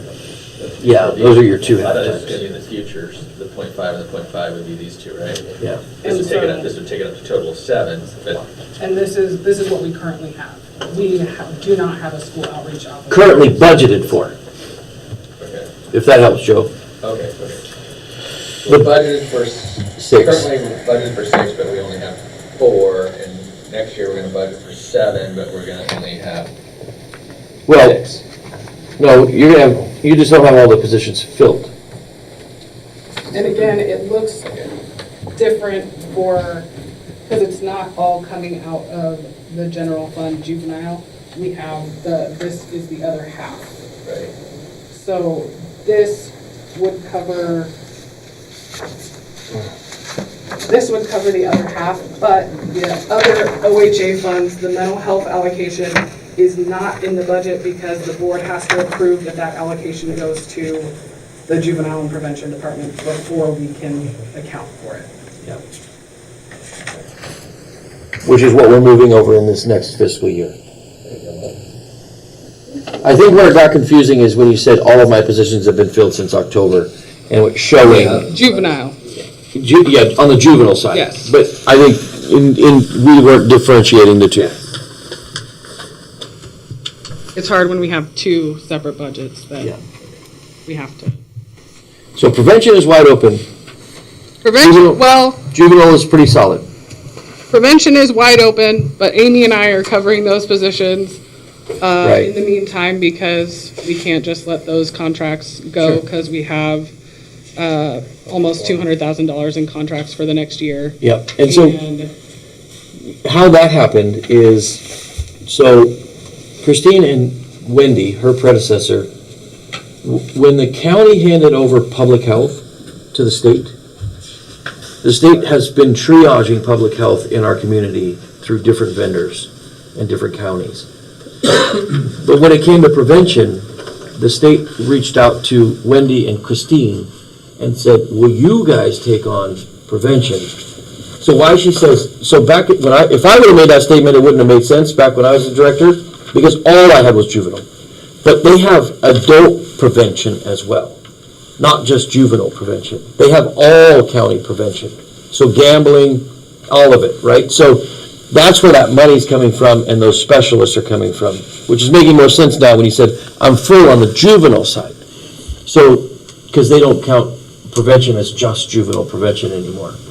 They do full Which revenue spectrum. line is the prevention? So prevention has its own budget, and it's going to be the OHA grants or called ADPEP, TPEP. Yep, that one right there. Okay. And so we have multiple different grants.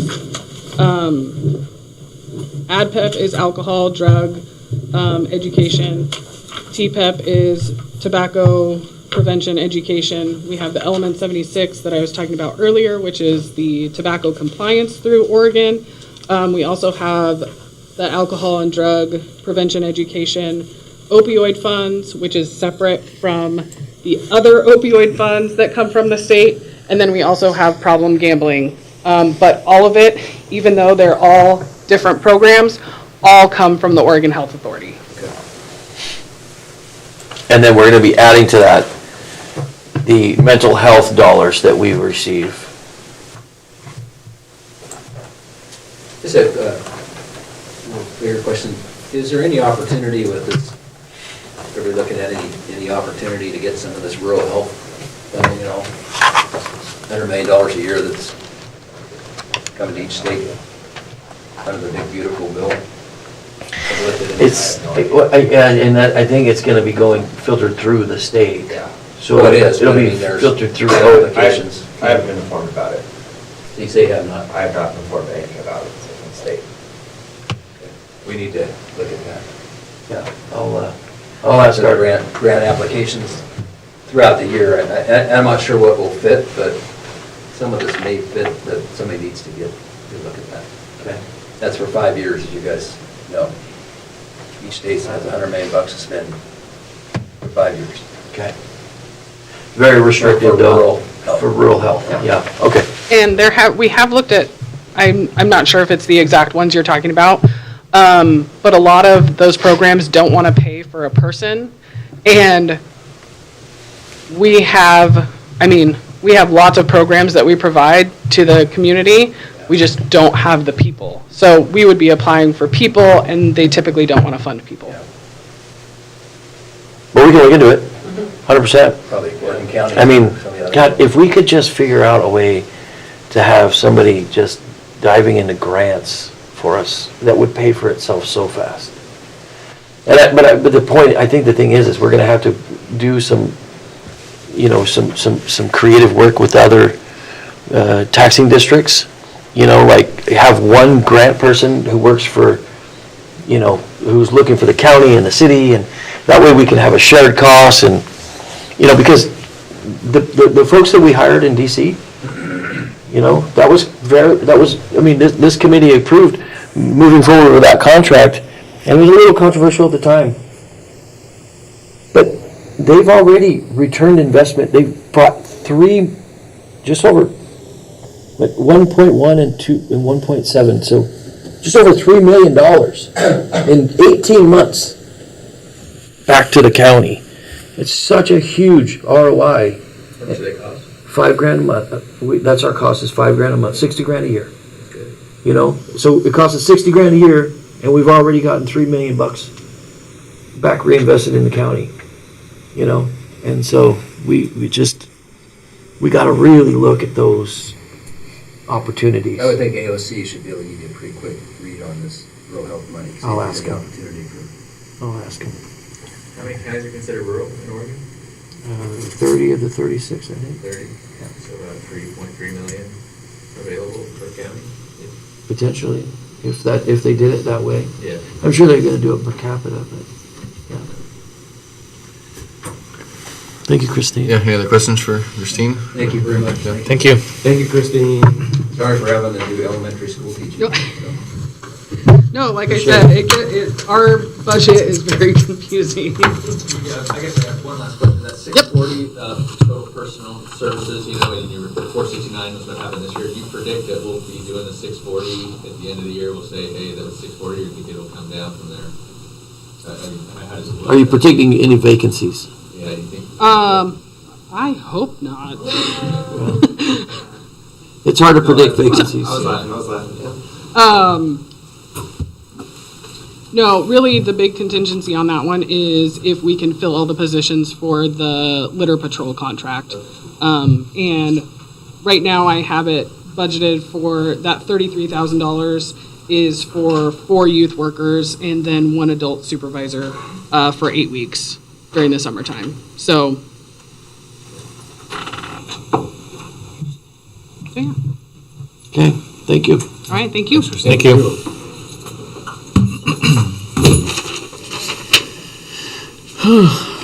Next, we have the sheriff's office. Yeah, what time were they? Were they at 11? We were like about 15 minutes behind, or behind schedule, so. We are. Yeah, we didn't start till 10 minutes late, so everybody's I'll check with Cynthia. Okay. Well, I'm going to use the restroom. You want to take, I would like a snack. can you pause the, Yep, going. Sorry for so many questions. I just. Don't apologize at all. This is what it's for. Joe, this is like, it helps us too, because,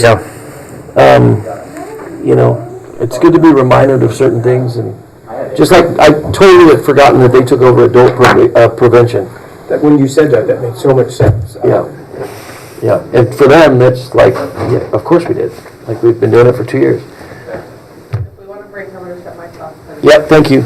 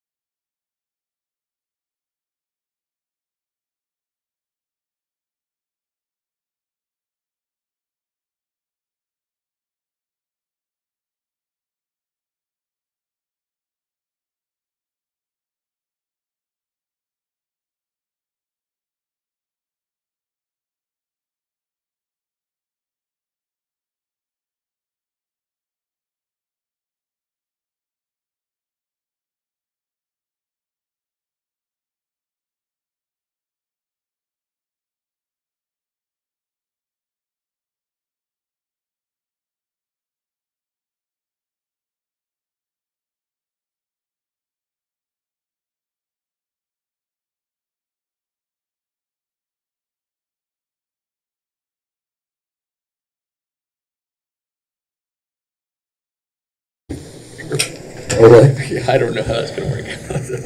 Yeah, can you Okay, guys, we're back on live. Maybe a little disruptive. All right, so next up we got the sheriff's office for budget. Cynthia or sheriff? Okay.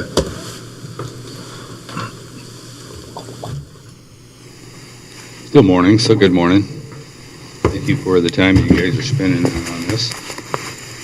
What I'm going to do is just give you a summary of what we do, and then if you have any questions, we'll handle them at that time. Get my glasses out here. This is basically a summary for proposed budget for the 2026-2027. The Curry County Sheriff is the chief law enforcement officer of the county and responsible for providing public safety for all county residents. We patrol 1,627 square miles, including several major waterways, countless back roads, and we have just over 23,000 citizens living within our borders or own properties between California and Coos County. There are three unincorporated cities in Curry County: Port Orford, Gold Beach, Brookings, and we provide law enforcement assistance to each of the three city police departments.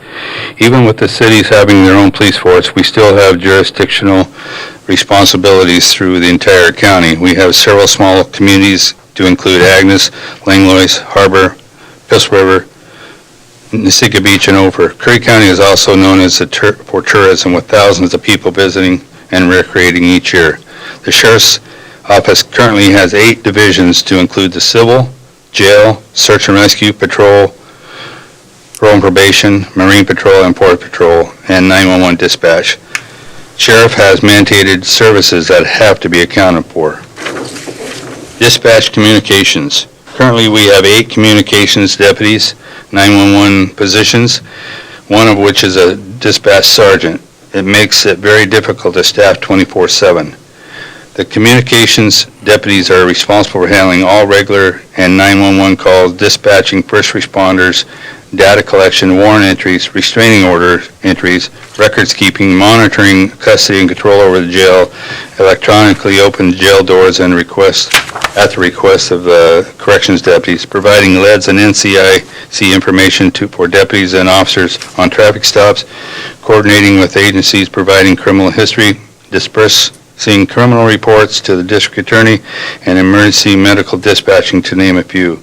We dispatch for police, fire, and ambulance services, as well as other city and county services when issues arise. The jail, currently we have 13 corrections deputies, which include 2 sergeants and 1 lieutenant, who is a jail commander, to cover 24/7. We're at this point, we're actively recruiting and interviewing a person for that position of jail lieutenant commander. It's a very crucial part of our existence. We have experienced high turnover, and we are constantly doing a recruitment and hiring process. The jail is a hub of Curry County public safety. It is like a mini city in itself, and we house, feed, clothe, provide medical services, and provide counseling and mental health services. We transport prisoners to and from our facility on a weekly basis to other counties, and we also to the Portland area for required court-ordered mental health evaluations. We get people who have just been arrested and at their worst. We have to deal with aggressive, abusive, and abnormal behaviors due to intoxication and substance abuse until they are stabilized and beyond while they are incarcerated. We transport in-custody subjects to court on a daily basis, and we have to prepare inmates for court appearances, making sure they have what they need for their defense. There are strict Oregon jail standards and minimum staffing levels. We are a constant state of training to manage liability. This year we are facing a major issue with our medical process, as we were notified that sometime around August of this year our nurse plans on leaving, and we will have to fill that position in order to provide medical services to our AICs. Civil. Currently, we have 1 civil deputy who handles the entire civil process for the county, including subpoenas, writs of assistance, foreclosures, summons, juvenile petitions, citations, small claims, restraining orders, stalking orders, warrants, evictions, sheriff's property sales, and concealed handgun license applications and renewals. The onslaught of concealed handgun license applications and renewals are alone to keep the civil deputy extremely busy. The civil department carries one of the highest liabilities due to the nature of civil process, so that it is in its constant state of management. Patrol. Due to the budget cuts this past year, we only have 3 patrol deputies, the sheriff, a patrol lieutenant, and 1 patrol sergeant. Our patrol division has been dismantled due to the budget cuts, staff turnover, and resignations. Prior to during the budget cuts, we lost our canine program. We now have no detectives that would be involved in all major crime reports, search warrants, missing and endangered people, major drug cases, sex abuse, and follow-up on patrol deputy cases. The previous detectives worked with other agencies on cases that bled over from city, county, and state lines. Our patrol sergeant is responsible for the direct supervision of patrol, who also handles his own caseload as well as reviews all crime reports and assigns cases for follow-up. The sergeant is also responsible for work plans, after-hour call-outs, training schedules, supervision, and patrol evaluations. The admin patrol lieutenant is second in command and oversees sergeants and the entire patrol division. The lieutenant also is a range master who provides mandatory training for all divisions. The lieutenant is also the evidence tech, responsible for all incoming and outgoing evidence. He coordinates all required training, provides all necessary protective equipment, including duty gear, weapons, less lethal body cameras, equipped patrol vehicles, and uniforms. I'm sorry, Sheriff. I missed the position where you listed that. All those different roles. Oh, this one's under admin patrol lieutenant. Admin patrol. Okay, thank you. We have to provide constant training to keep up mandatory certification required by DPSST in all divisions. Curry County Sheriff's Office is a member and plays a major role in county's major crime team. We coordinate with the district attorney and several other law enforcement agencies, including Oregon State Police, Brookings Police, Gold Beach Police, and Port Orford Police Departments in high-profile cases in which we have had several instances where the major crime team was called in. Forest Patrol. We have 1 forest deputy paid through private timber companies and U.S. Forest Service. The deputy is responsible for patrolling all private and U.S. Forest Service property, checking for all fire dangers, unlawful trespassing, hunting, camping, dumping of removal of forest products. The deputy checks on the hundreds of gates for damages, investigates, and takes enforcement action when necessary, and is a visual deterrent. The forest deputy also assists with patrol deputies on other law enforcement agencies with high priority calls and their criminal investigations. Marine Patrol.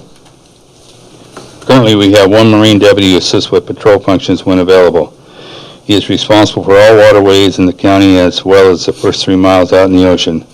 The Rogue River is one of the busiest waterways in the state with thousands of visitors recreating both in motorized and non-motorized vessels. He does boating checks, school education, enforcement, rescues, and recoveries. Search and rescue. The Forest Patrol Marine Sergeant is the SAR coordinator who is responsible for coordinating all search and rescue missions. The SAR coordinator manages approximately 50 volunteers that are required to meet SAR standards and certification. This calls for constant training, setting up monthly trainings on required topics, outfitting of volunteers with necessary equipment and clothing.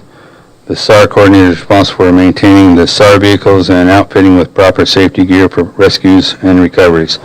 The SAR coordinator works with 9 different counties within CORSAR, providing CORSAR's California Oregon Regional Search and Rescue, providing resources or accepting resources when necessary. SAR coordinator tracks volunteer and training hours and makes reports to OEM on every SAR issue.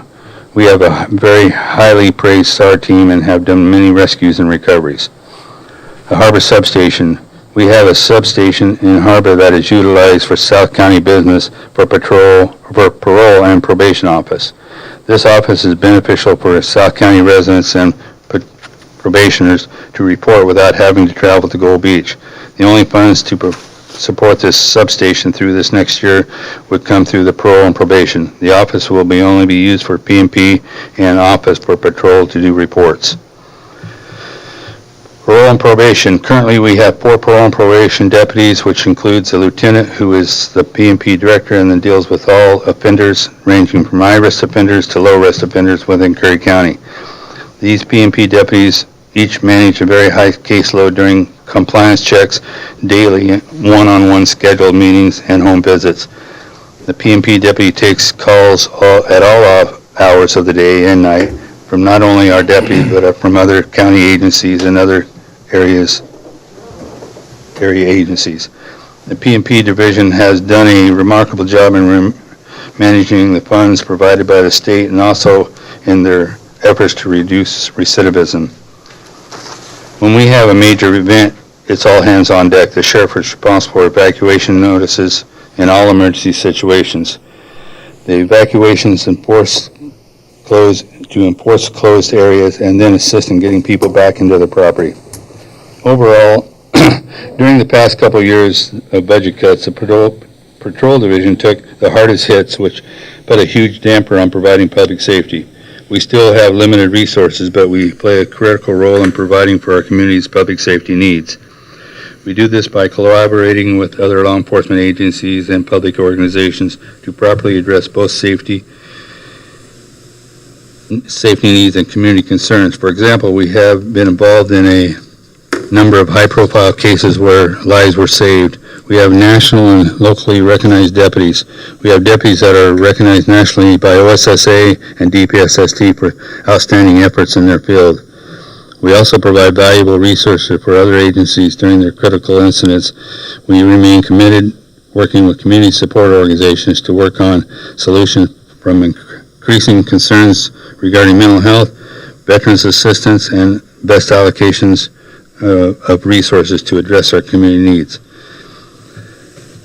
At this time, we continue to evaluate our daily operation, looking for ways to become more efficient and progressive in how we provide public safety services, remaining mindful that we must be well-rounded and capable of addressing the entire county's public needs. That said, our staff provide a quality service and do so with limited resources and/or assistance. They are dedicated to community needs, to our mission, and that's all I have. I can tell you that as far as stats for the Corrections Division, total bookings this last fiscal year was 615, and total releases for the fiscal year 25-26 was 593. That's stats were provided to me by one of the jail commander sergeants. I have some 911 stats too. What's that? I said I have some 911 stats. Is that up or down, or is that about what it usually runs, or? Well, that's kind of you never know. It can be more or less depending on crimes that we can respond to. Your best opinion, the release numbers, should it be that number or should it be lower if you had the budget to keep people, or? Well, our jail is a 35-bed jail, and but we can't hold 35 people all at once. We have, but we have to segregate some people, that for different crimes that they commit. If somebody's suicidal or have mental issues, we can't put them with anybody else. Or if they had sexual assault cases or something like that, we can't put them with anybody else. Would there be a possibility of like home arrest for these, or is that being utilized at all, or? Through parole and probation, we do that, depending on availability of the jail beds. Just know I'm representing the North County, and I know that up there people are complaining a lot about the amount of crime that's been increasing in the area, property crime, and I know that doing security and providing this kind of police service for the community is probably one of the #1 things that the county can do for the population. And just want to make sure that we, you know, are doing what we can to make sure you guys are getting as much funding as we can get you, and utilize that funding right to make sure that maybe these this spike in property crimes that we're seeing could maybe come down a little bit. But Well, let's face it, public safety is very expensive. And the majority of the cost for public safety is personnel costs. And when you have no personnel, you know, you can't respond to everything. So we had to address that by only responding to priority calls in progress. When there's nobody on, we call somebody out. But if somebody's on, we try to handle every call that comes in. But it's pretty hard to do when you only got a few deputies to respond. Hey, Sheriff, last year we budgeted, you mentioned you have, in patrol, you have 1 sergeant, 3 deputies, 1 lieutenant. And then you have a forest patrol sergeant and a marine patrol deputy. Last year, what we budgeted for was 1 lieutenant, 5 deputies, 1 forest, and 1 marine, to include in the 5 deputies was 1 CRO.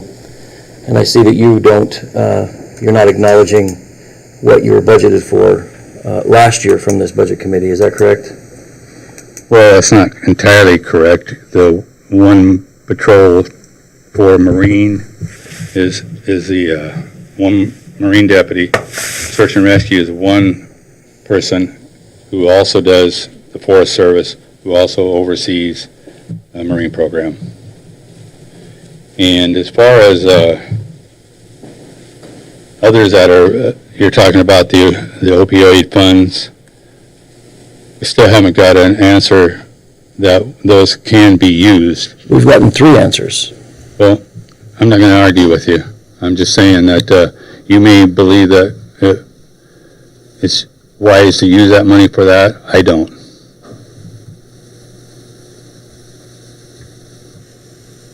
Any more questions?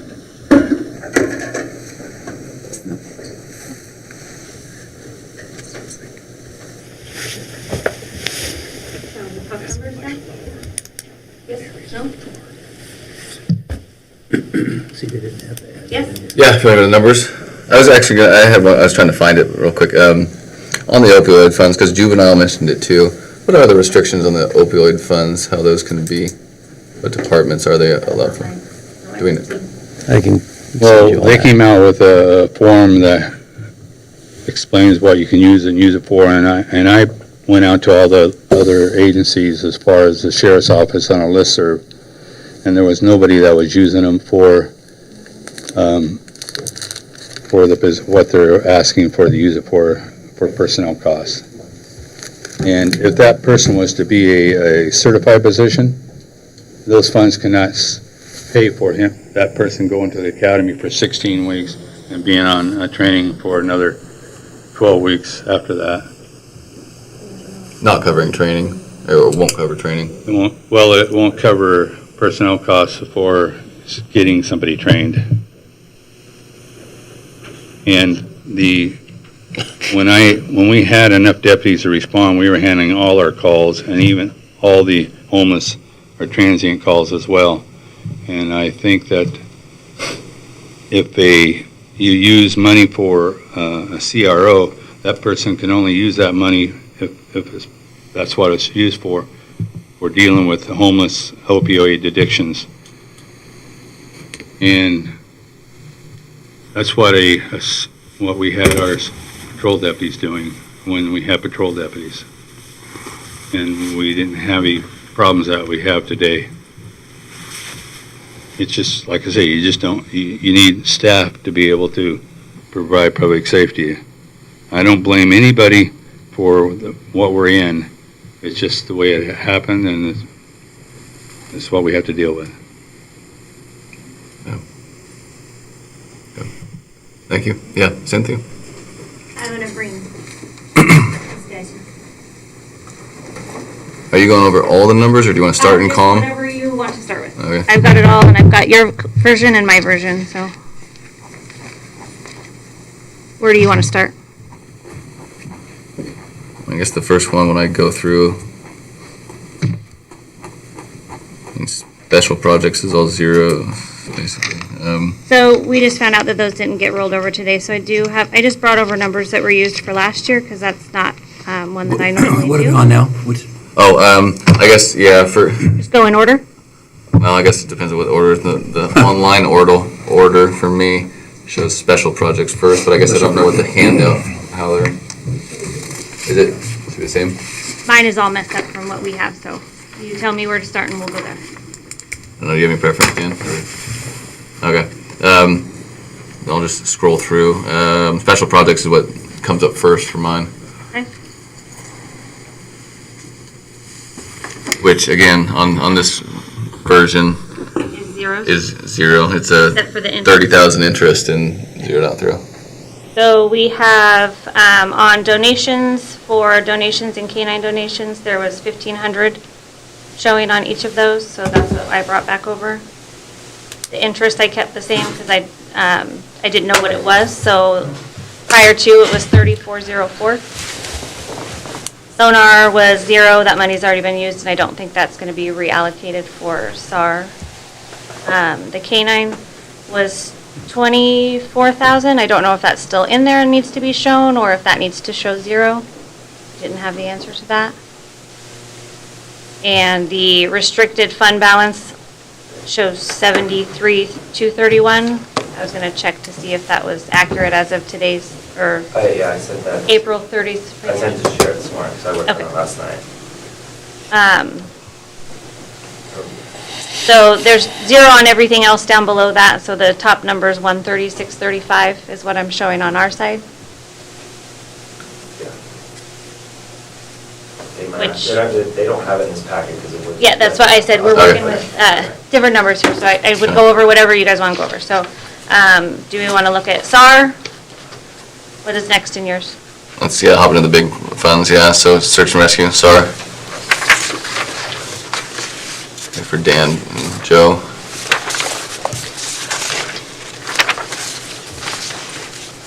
Got it. Okay. So you guys have the transfer into general fund, that's not showing on mine, but the general and the specifics show the same. The transfer in from general funds for Nick's version is showing 40,518. Correct. Yep.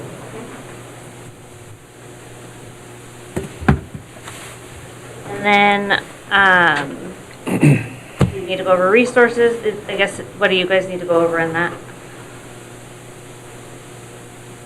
Well, for starters, that's, as Sheriff discussed, it's basically just a partial salary for deputy that oversees that in addition to Correct.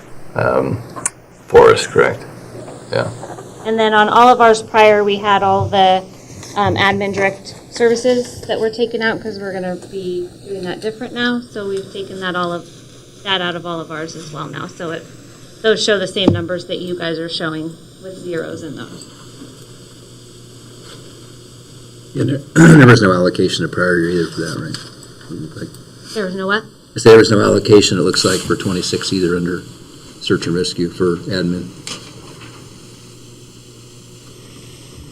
It was showing 5787. 725, yeah. It was removed in this supplemental. Just moving something else, yeah. By zero.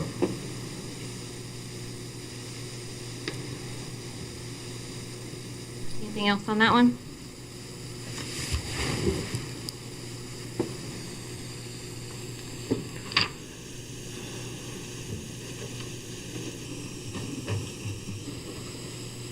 Oh, I'm good, Dan. So the contingency we had last year, at 25, right? That's the first time we had that, or?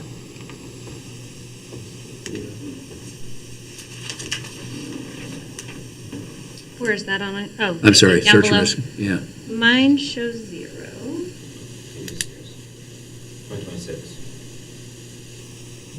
25,000. I'm showing 0 interest.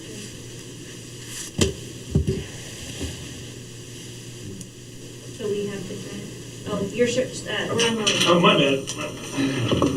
Yeah, Zero for prior, for Marine. Is that what you're looking at? Well, I was in search and rescue. Oh, sorry. Yeah, all right. Are you in Marine or search and No, rescue? search and rescue. Oh, I switched over to Marine, I'm sorry. Yes, 25,000 was 26, so I don't know if that's still there, if that needs to be. I don't know. Did we use it this year, or do you know? Or? I don't believe so. Still there. That's that.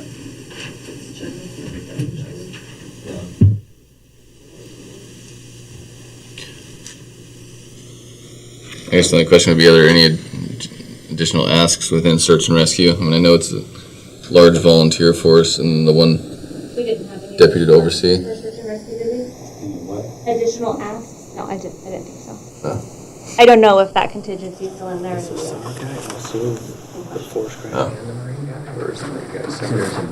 Did you say yes, that contingency was still in there? I'll let you know today. Okay, But it's all the same we'll figure that one out. Okay.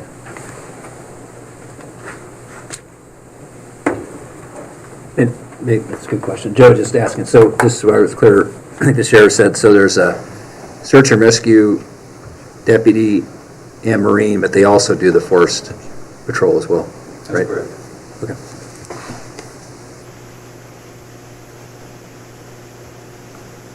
It just seems it's a little light, isn't it, on for labor for that, or no? Is that? I think that's just .1 of the share in search and rescue. The personnel cost. Okay. Oh, for part of his salary? Sheriff's So- split between the divisions, so that's part of his salary. Last year, we allocated the timber deputy.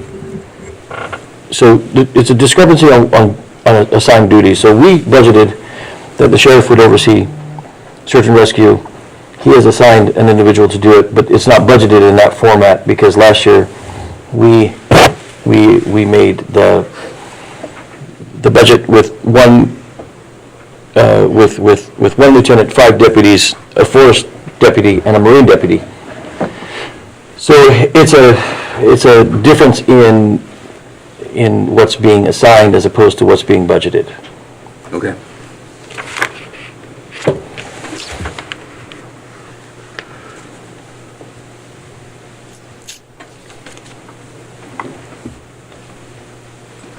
Good, okay.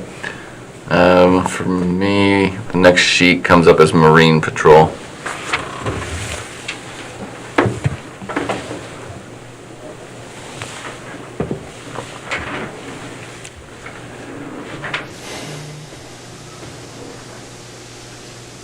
Any questions on that? Not one I'm familiar with either, but I'm I happy to get- try. I guess the first one would just be resources. The variance there on the Oregon State Marine Board allocation or grant changes quite a bit through the years. So I I guess, think that got put back to, was it fully funded now? Fully funded. Yeah, Okay. they had a cut, but they brought it back up. Okay. Available funds. okay, perfect. So so the 182 The 180, I is think signed is off the and agreed on. projected- Yeah, is Okay. that accurate? Nick? It'll start July 1. Okay, perfect. Yeah.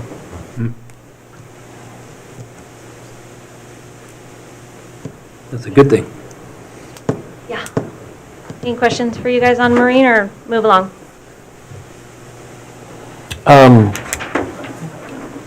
Well, I guess not budget-wise, they're more statistical questions, so. And I don't Yeah, have those. No problem.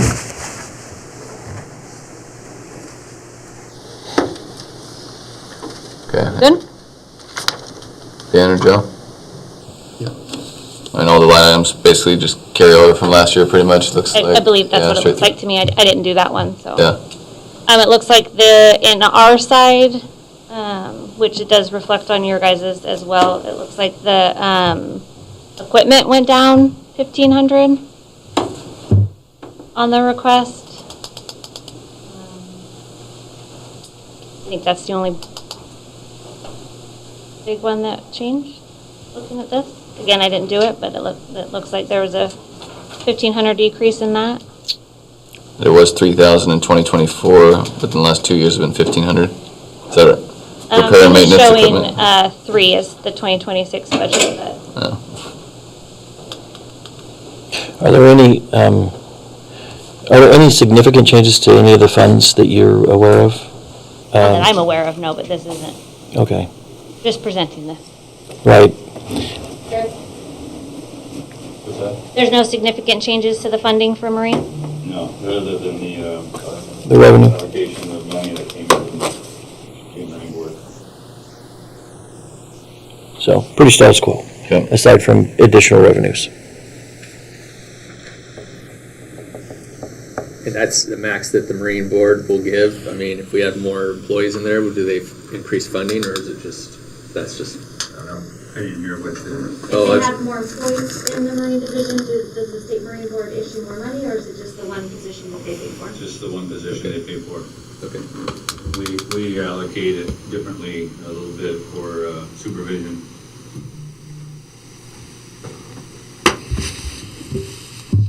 Jail custody next, which this is not mine as well, but happy to try.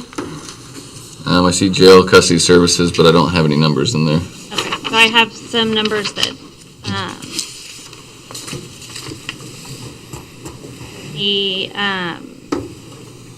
sales commissary was 1,000 in the proposed, and that's, to my understanding, money, if the AICs use the commissary, we get a portion of it back into that fund,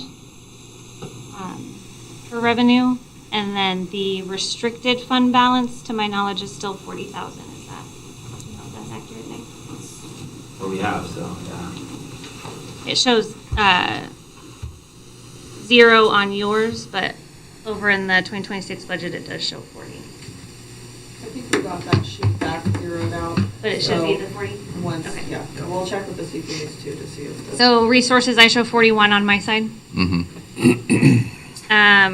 And then it looks like we carried over numbers from the 2026 budget for the training and education, 3,500, inmate services general, 5,000, client services, 2,000, supplies other, 5,000, materials and services, 2,000, and commissary, 5,000 for the materials and services total of 22,500.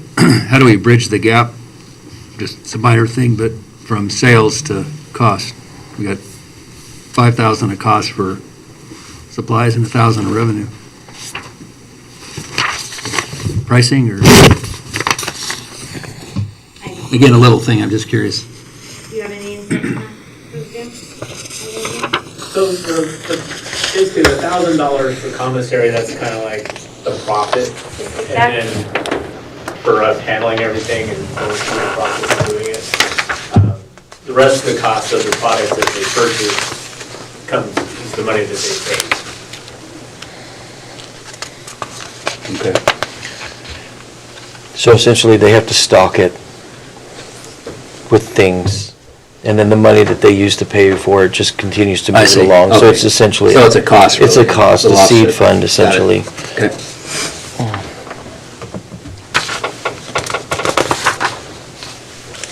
And then it looks like the operating contingency just rolled over the same number, 18,100.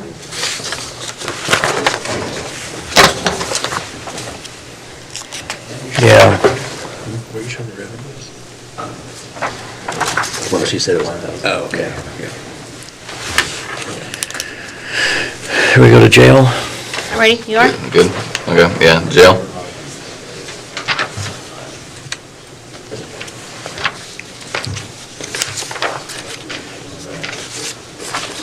What do we got in jail? I think the numbers are the same that you guys have, that we have, other than we started with the admin indirect services on our side, which we took out. So line by line we want to go, or any questions that you have? Well, are there any major changes that we should, or is it pretty status quo from last year? The only thing that I saw when we were doing this, when we were looking at the projected to what the actual numbers are currently, is that medical, which is always an issue in the jail that I'm aware of, medical is almost capped out this year, and it doesn't look like it was,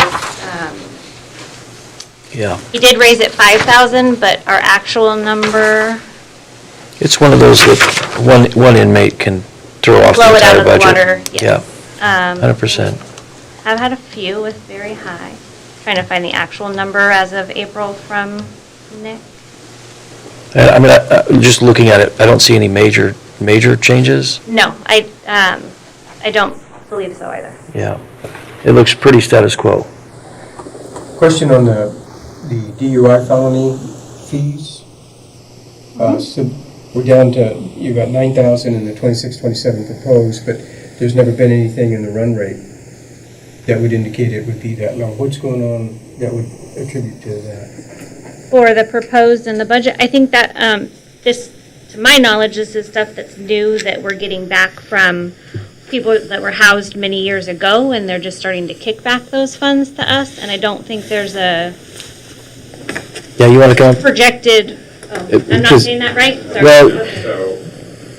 the 26 budget has 65,000. That's not the numbers that I have.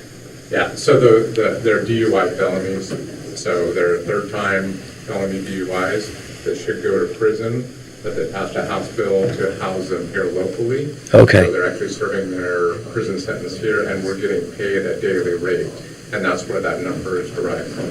So it's kind of a moving target. You don't know what you're going to get Sure. for the year. So you kind of budget, and it could be that at some point that the state eliminates those funds, and that was kind of on the table with the governor this year, and she renewed those funds, so there's a certain amount of funds that come, So- and that's what that's for.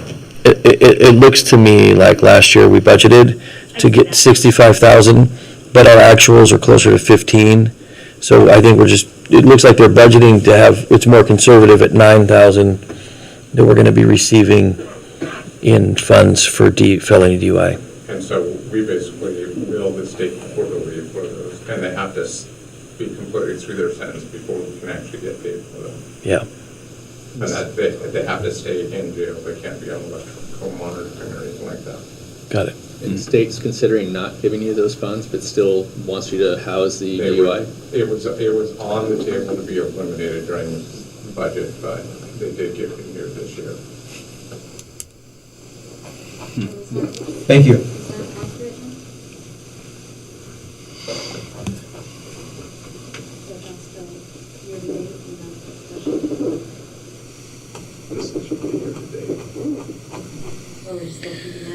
So, Keep it No. low and then. no. Keep it low and if.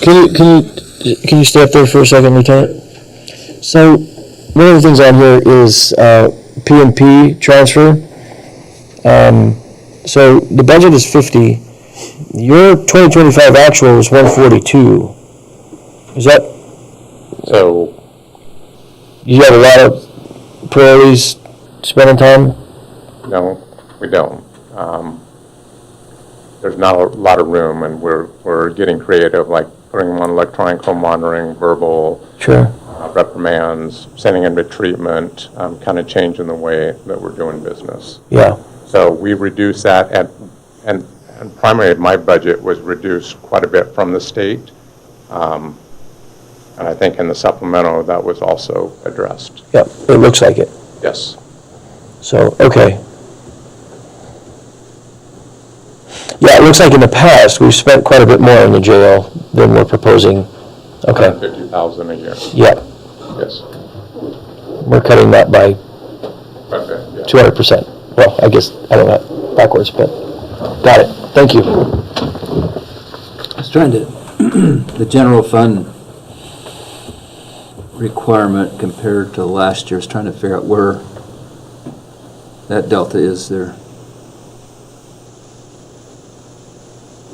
They've got 250-ish less. What am I missing here? Well, the issue is that now that they're not, the general fund funding is lower on all departments because they're not having the Admin services. due to admin indirect services. That's what was taken out. That's why it looks $200,000 less. Right, but we didn't show that in here, I guess, last year. In last year, it was in there. That's why it's Yeah, two. Second page, oh, okay, I'm sorry. Yeah. Okay. Yep. So Got it. that's more of the Yeah, I got it. real cost.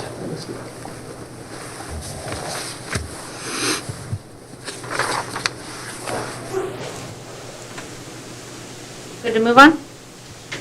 I'm good. Could I ask a couple of questions for the North County? Are you having good luck with putting people under house arrest kind of thing and home monitoring? Does that work? I'm just wondering about holding people a little bit longer so they don't get back into robbing us again. So we currently don't have a lot of people on supervision in the North County. Okay. If I had the numbers in front of me, there's probably 10 people that are on supervision up there. And they are, for the most part, compliant. They're on a low supervision level. I think Cost of that compared to jailing or something? Well, I think there's two conversations here. Lieutenant Denny's talking about people on parole and probation. I think you're talking about just people being monitored in lieu of going to jail. Yeah. And I don't believe that system is set up. No. Okay. I think your question is if they're getting housed and how long they're getting housed before they get released? Well, it is, but I mean, if you don't have the room and just the It's only not- option is to release them, I'm wondering if there's another option. It's not the room, it's Oregon is basically a no-bail state. Right. So even if we arrest someone for a burglary, they're going to be booked and then immediately released. So it's not until they get convicted and then sentenced by a judge that they'll actually potentially spend any time in jail. And Oregon has traditionally very short jail sentences. But even if there's their second or third arrest, It's all in a sentencing matrix, so it takes a lot of convictions to really get put up to a lengthy jail sentence sometimes. This is based off of Senate Bill 48 that was passed a couple of years ago, and basically it's a matrix, and it tells us who's eligible for release, and we have to release them. And it goes off of, prior criminal history, FTAs, if they have other active warrants, things like that. So it tells us who we can release and who we can't. Now, can you clarify this? Because I've heard this, but I just want to find out for certain. Does the district judge create our local matrix? That's correct. So Judge Stone can adjust the matrix based on the needs, theoretically. Yes.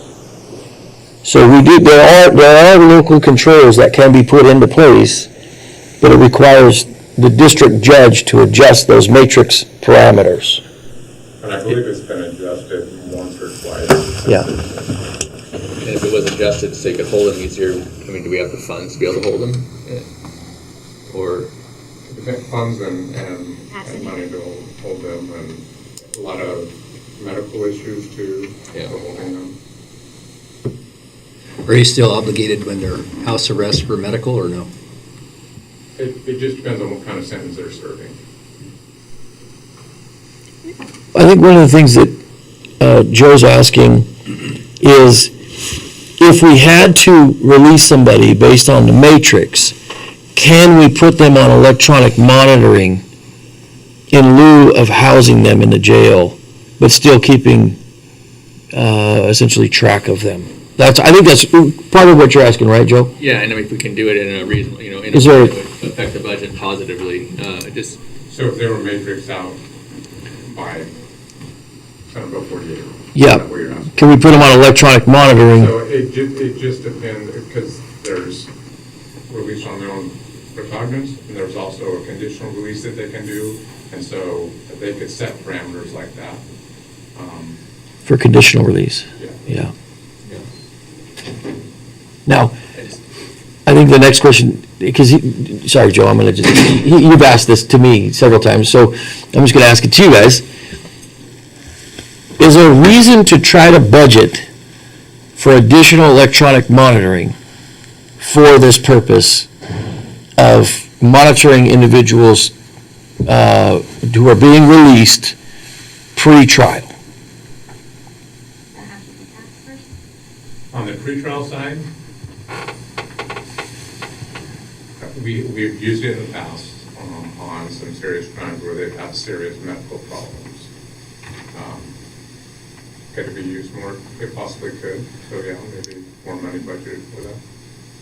I don't think it can be used for a Senate Bill 48 release, because that's the no bail part where, you know, you're considered innocent until proven guilty, so you're booked and then you're immediately released. Like Lieutenant was saying, if they're like serious medical and they're being held in custody by the judge and it's the judge's order, then yes, we could do a home monitoring, because Okay. and then the judge just approves that. And then for potential lower level crimes that are sentenced, but then also released due to capacity, would it make sense to put those folks on electronic monitoring? That's another one of the questions you brought up is, so, you know, individual, you know how it goes. So you get sentenced, they're not capacity, they end up getting matrixed out because of the system. Putting them on electronic monitoring, is that plausible? Is it something we should look at? You still have to have somebody monitor it. Yeah, right. And I mean, if you're going to do that and put them on house arrest, it's going to be a 24/7 Yep. monitoring. So we use a company, and the jail also uses a company that it's an electronic system that we go into, and they'll send us alerts. But like say if it's at 1 o'clock in the morning, you got to have somebody available to be able to get that alert and respond. Right. I know there's other counties maybe down south in California that have a whole electronic monitoring unit. Program. That's all they do. So. Just my 2 cents on the whole thing, you know, public safety is number one for a county to provide, so, you know, fire, ambulance, police, seems like we should be putting our money there first, and trying to keep the, you know, again, never really came to my vision until just recently, when I just saw so much crime happening. I mean, just one night, a rock pit, you know, $100,000 worth of equipment destroyed as they're stripping this stuff out of there. I mean, that costs the community a lot. I'm sure the community would like to invest in public safety if they could, and just make, you know. Well, I think that's probably beyond the budget there with the amount it costs to build a jail, but just whatever we can do. That's on our wish list, we want something big like that. Yeah, well, I'm sure it'd be a grant if we needed to do that, but yeah, it'd just be really nice to know that if every dollar that we put towards the, you know, public safety is being spent the best way it could to get the most out of it. Just some thoughts here from the North County. If you think about the jail, you know, because such a heavy fixed cost, you know, you have just what's the cost per day? Direct costs, say meals and stuff like that. What do you figure a day per inmate? Or do you have a number like that? Just curious. I think the state rate, the last state rate was around $200 or something like that per day per inmate. That's probably the whole. So we're not gonna reduce staff or overhead probably, but I mean, if you really think about the numbers, how much are they really going to change? You know, you got meals, you're still going to have all the labor and fixed costs there. So anyway, something worth looking at. As you talk about maybe investing in. Well, it depends. Like, you know, Lieutenant Denny said, they already have services that are set up to monitor. So, I mean, the cost of the equipment is a pretty good upfront cost of the equipment, and then the subscriptions to the equipment, and servicing the equipment. It would be, I mean, the daily per cost of average for electronic monitoring is, I mean, I know when I was doing it in juvenile, it was like $20, $30 a day. Yeah. Right, so you're talking big differences, you know. And then you just basically put a geofence around their own place, and that becomes their holding. That becomes their holding area. So what are the consequences if they violate that electronic phone monitoring? Yeah. And I think, right. But if it can be a preventative tool to, you know, I can see the value in that too. Thank you. On certain people. but Sure. not all people, so. All right, which is something to consider for the future. I think we're running long, starting to see us back up a little bit. Yeah. Because we got probably the big one is the Civ Crim patrol to go through.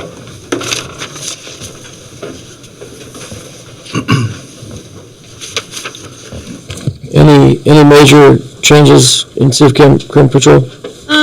The only thing that we had in here that I wanted to bring up was the,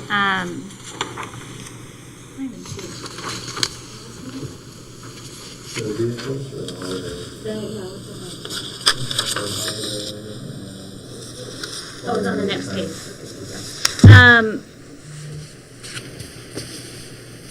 Oh, we have a different version than, on holiday, do you guys have, monies in there and overtime? No, for salary, overtime, and holidays are at 0.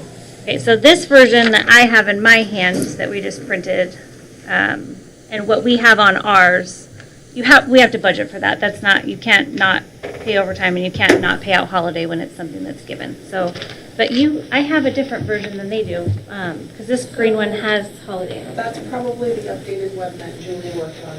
Okay, perfect. So I have numbers for those that were presented from, Can you just tell us them? We can fill them in. see what I have versus they have. Okay, so that's the same. So elected 27,380. Regular 818,742. Irregular is showing 68,640. Overtime is 43,000. Holiday time is 8,063. Health insurance is 262,350. Assuming do you have all those numbers already? No, these are a lot different than ours. Okay. Let's go to, I feel like this is stuff that has to get rectified before. And some of these numbers were brought over from the last budget proposal, which was also 0, and then had to get adopted to change. Yeah. So What is your, on that you have total personnel services, what does it come out to? on our side, because we still had the admin direct services and the Crimciv did the change in personnel costs for the projected. On this updated sheet from Nick and Rabia, it shows 1696,957. Yeah, because ours is showing 1, 2. Overall, or just for personnel? Total personnel services. Yes.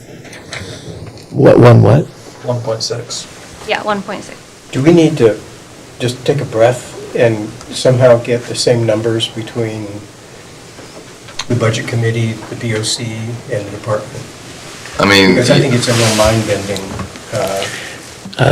well, I completely. Essentially working with 3 different sets of. Oh, exactly, and I feel like this is a, So can we do this? Can we take 5 minutes, get copies of what you have? I printed them off of what Rabia posted on the packet. And then I had ours that we submitted prior to, and even those numbers are different. Okay. Do you want to email me what you have right now, what you're looking at, and I'll go make copies? He has, sorry. Here. Okay. I actually have 2. Are there? You probably, that's our worksheets. This is what we printed from the website. And that was from, I want to say Friday. All right, I'll go make copies and make sure. So will that eradicate the disparity between? And you'll be looking at the same thing that they're looking at. I'm also looking at this, Right. which is what you provided, because I was comparing our numbers. They don't have this one either. It sounds like They have that one. That's what we're looking at now. The green one? Mhm. That you're looking at now, and that didn't have the holiday or the overtime on your? Right. It does on here, though. The sheriff- But if she Did you printed print out- this from the packet or the financial? From what Nick sent me this morning. This is updated information from Nick, so do you want copies of this for Yes. them? Okay. It'll take 5 minutes, Nick.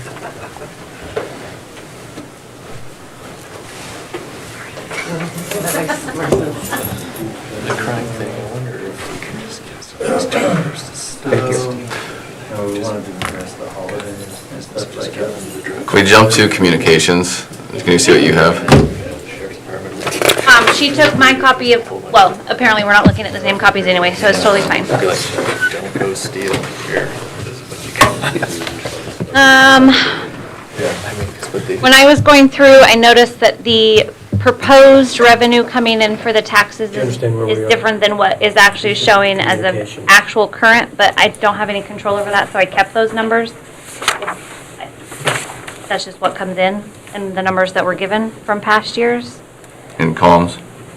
Yes, in communication. The dispatch fees, we raised a little bit because the fees got increased for the services for who we contract through, the fire departments. They didn't raise, but the police departments that we dispatch for that we're getting revenue in, those increase 3% every year, so I did raise that a little bit. Okay, well, let's see. Then we must have to wait because, again, even on mine, I'm showing 90,000 last year and 73,000 for the. So actually, they have. I have 82 in my proposed for that, Okay. so we'll wait. 82, yeah.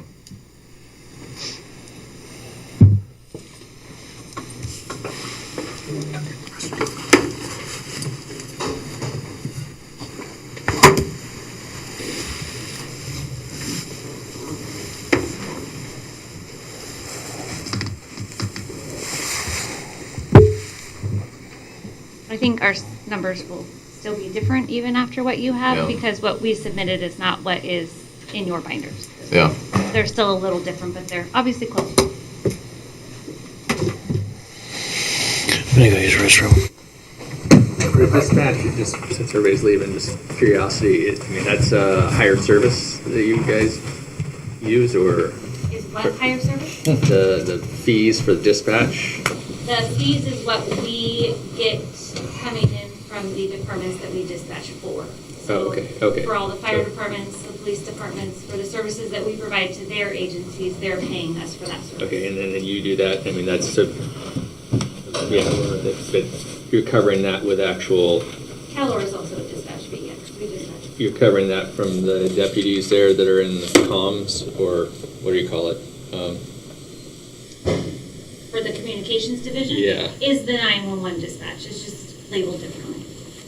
Okay. It's all the same division. Okay, but that is covered by a live person here in Curry County. One Correct, of your we have staff. 8 staff, Yeah. including myself. 8 staff, yeah.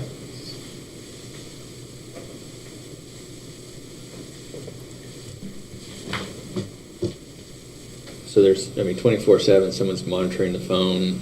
We answer all the incoming business lines for the sheriff's office, Gold Beach Police Department, Port Orford, any fire department, Calor, and somebody is there 24/7. We like to have 2 there 24/7, but that doesn't always. And you cover that with 8 personnel? We currently function on a 42-hour work week, 2-hour overtime built in. That schedule's been the best for the low staffing since we got our staff reduced a few years ago. And that helps when somebody has to come in. We work 12-hour shifts, 3 12s and a 6. And then when somebody calls in sick and you have to cover a day, you still at least have a day or 2 off. So that's helped retain staff. You find, I mean, in a year's time, there's quite a few occasions where it would be beneficial to have 2 on, or, you know, taking 2 calls at Day the same shift, time? I try to have 2 on regardless, and that includes, I work a console, I don't sit in a different office typically, and 2, and then I'm on the floor, it's 3 depending on what the shift looks like, vacation, holiday, sick time, and then graveyard starting at 10 p.m. till 8 a.m. is 1. But even that, some nights you could have a second person there, but we don't have the staffing to allow that in the city. Do you have any, like, curiosity to, again, how many calls come in during the daytime hours versus I the have nighttime that. hours? Yeah. I have Is it the. percentage-wise, I mean, I can look up the percentage for you. I mean, just top of your head, is it? I can only check 911 calls because that's what, I'm just curious if it's 50/50 or 60/40 or, it varies by the day. okay. Every time a 911 call comes in for things that should be 911 and they have to say, call back on a. Right. A lot of the time. Sign. You can look at this while we're waiting. It's just, this is state data for the 911 calls coming in, and I did one for, this is for all of last year, and it's broke down by months. And then the one behind it is current to date. Yeah. Yeah, so this is only 911 calls, but that's not all that we answer. We answer every single call that comes in. So. Right. No, I was just curious about like AM, PM sort of stuff. You couldn't try to gauge that. So it's going to be on a daily. Good? Yeah, this is a little bit out of order, so that is the same totally order fine. that they have. Okay. All right. Take away your sheriff sheets that you have now. Okay. Yeah. Here's that. Thank you. Yay.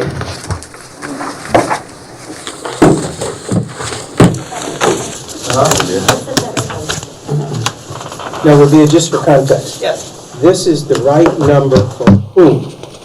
This is the sheriff's office proposed budget, absent the JRP grant that we just added last night that will be reflected in what you review on the 10th. Yeah. Okay. What? Updating things last night. So This are we also going does to? not include admin services. Yep. Okay, doesn't include that, okay. Now, I'm just going to check it against mine so we can say that, yes, we're working with the same numbers.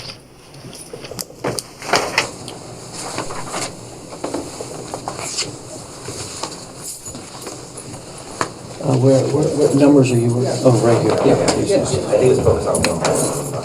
Oh, yeah, it was. All right. Yeah.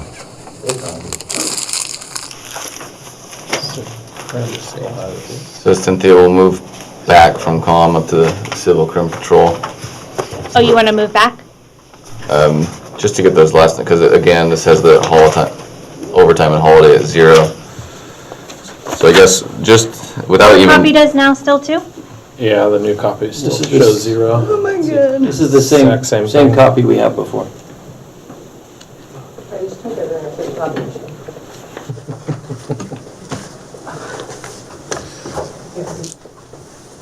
So Crimson isn't green for some reason. Can you just take the number she has in her hand and go? I did, that's what I just did. That's what she took. I'm also working off what we have on, that we submitted, which some of those numbers are still different than what was actually posted. So that's why we were going over the difference. Where is holiday on here? Can you? Oh, so I think you were reading off the sheriff jail numbers because the numbers that you listed for irregular overtime and holiday, that's all listed there. You had your overtime at 43,000, right? And then you had holiday at just over 8,000. Yeah, those are the jail numbers. Crimson is 40,000 for overtime. You said 43. Oh, So then you I were was on the reading wrong- off. I was on the wrong. You're on the You were reading jail. off the jail. We didn't have a regular on the, So is there? So on the Crimson, do you have holiday and overtime showing on what you? No, but what you read off to us, I wrote down, it was 43. Okay, so I can correct those. Those. But can you just email whatever you're reading off of to Rabia or one of us and we can print it out? It's what was emailed to you to begin with. But yes, I can re-email it. I have it. You don't know. No, I'll just email it out to, I'll just leave theirs. Oh. Do we all have a computer to look off of? No, I feel like for the sake of time and Can we let go and? I would start with, we may have to come back to the table on this, but I would start with any major asks that you feel weren't reflected in the budget where you might need more assistance, or if you're status quo without hiring anybody new, if we're based on grants coming in, dispatch fees. I'm lumping Civ, Crim, and communications I think the together. only big things that weren't reflected on what was given out was in the Crim Civ, the holiday and overtime. Those were not added in. Which is a substantial expense based on Almost personnel. $50,000, yeah, overtime, $50,000. And then the other one was and you might be able to answer this, the assigned vehicles is on our budget worksheet, but it's not on what you gave out. Where is that coming from? It's a hidden cell because the CPA's got a little bit confused and they hid that cell, because we were trying to just clean the sheets up. So, So on your guys' copy, the vehicle replacement shows 0. The IGS for assigned vehicles. Is that what we're talking about?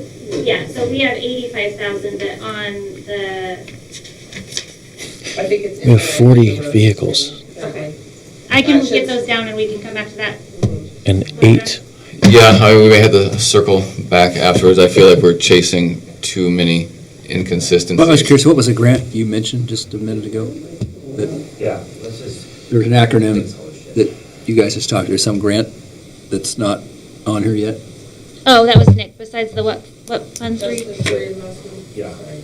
How much is it? Where is that? Over 200K. Where does that? Well, that's in P&P. We haven't even gotten there yet. It's not gonna be there because we were working on it last night. So I think we should just try to regroup with the sheriff tomorrow because there's things that I have to track tonight, obviously. So that's my opinion on it. So- There's just too much inconsistencies right now with reports out with their department. So I think I would it's not unfortunately me, so we should just. agree with that, but Yep, before we'll try it I, tonight and we'll get it fixed. before I lose, since we have a lot of the sheriff here, if there's anything, again, I kind of asked you, I mean, major inconsistencies or worries about funding, and same for parole, or anything that you see in the budget that. Are there changes, major changes? Major changes. Are there changes to personnel? One of the big things that I talked about in my opening statement was the nurse that we currently use right now.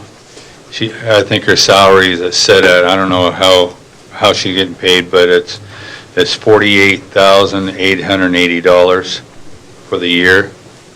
And she's planning on leaving in August. And Is that a contract, John? Like a contractor or is she a? yeah. Contractor? So, but there's also the nurse practitioner who we have to support because she's a medical director. A nurse can't order the medications and things like that. But we're going to have to, they have a replacement of course, there's going to be a procedure on how to hire, but there's a replacement she's recommending for Janine's position as a nurse, but she says she needs to have her come in and work with her a couple months to learn the jail before she leaves. And I figure that's going to be just a hair over $8,000 for that position, for a part-time. For the training time to get her up to speed. But do you think that that wage of the 48,000 will still? 48,000 we'll just transfer over to that nurse when Janine leaves. Okay. So it's just an initial cost of about $8,000, a little over $8,000. That I'm basically thinking that's what it's going to cost. That's all I have right now. We have an interview process set up for a jail commander next week. So, but that's already been budgeted in.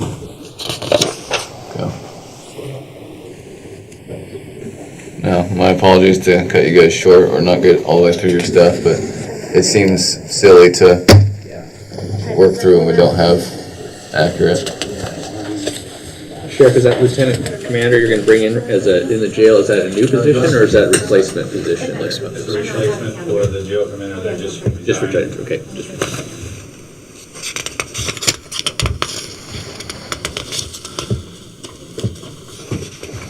I mean, real quick, columns we briefly touched on. You didn't have anything to add on communications? Hopes and dreams would be to get the people More- back that were cut, but more we're not staff. working with hope and dreams today, Okay. so. And then, There's nothing significant on the budget presented. okay. And then parole and probation? Nothing's in there. Nothing there, okay. Thank you very much. All right, thank you, Sheriff and guys. I mean, it kind of, to me, I think it has to be addressed, just some going through this year's budget process has felt like we're back to our cyber attack year, that we just don't have anything prepared. It's kind of hard to bring staff in and really communicate with them of what their wants and needs are and what their actual budgets are when, we don't actually have a concrete budget. Trying to change how we're doing direct admin services with, I guess, limited idea of how we're going to do that. It makes it tougher for us as the budget committee to follow, the linear progression of each year, kind of as we were doing something to then pull the carpet out from underneath us and not really have that structured yet. I mean, I printed off, the budget process, appoint budget officer, prepare a proposed budget. I feel like we skipped that. We were 4 meetings deep and do not have a prepared budget, which is hard for us as the budget committee to really get a grasp on what's going on, and also for, public comment. That nobody in the public has seen, what our budget proposals truly are. I know we have something on for June 10th, but This packet was also posted publicly. Yeah. Today. But it's a work in progress, which I guess as a budget committee sitting member, it's been very hard this iteration of a budget year. So, and I apologize to the sheriff and team for spending an hour of your guys' time there with not much to go off of. Nick, should we be asking them what they would want, what they would recommend to the board here, if if they needed increases or? Well, I think at this point we need to get that grant in there and get all the numbers before we can really. We're gonna get together after this to see what we have together And potentially Can you- tomorrow loop back in, maybe at the end of the day tomorrow, one of you if you can. Can you go for a 5-minute break, please? Yeah, do you want to do a 5-minute break? Thank you.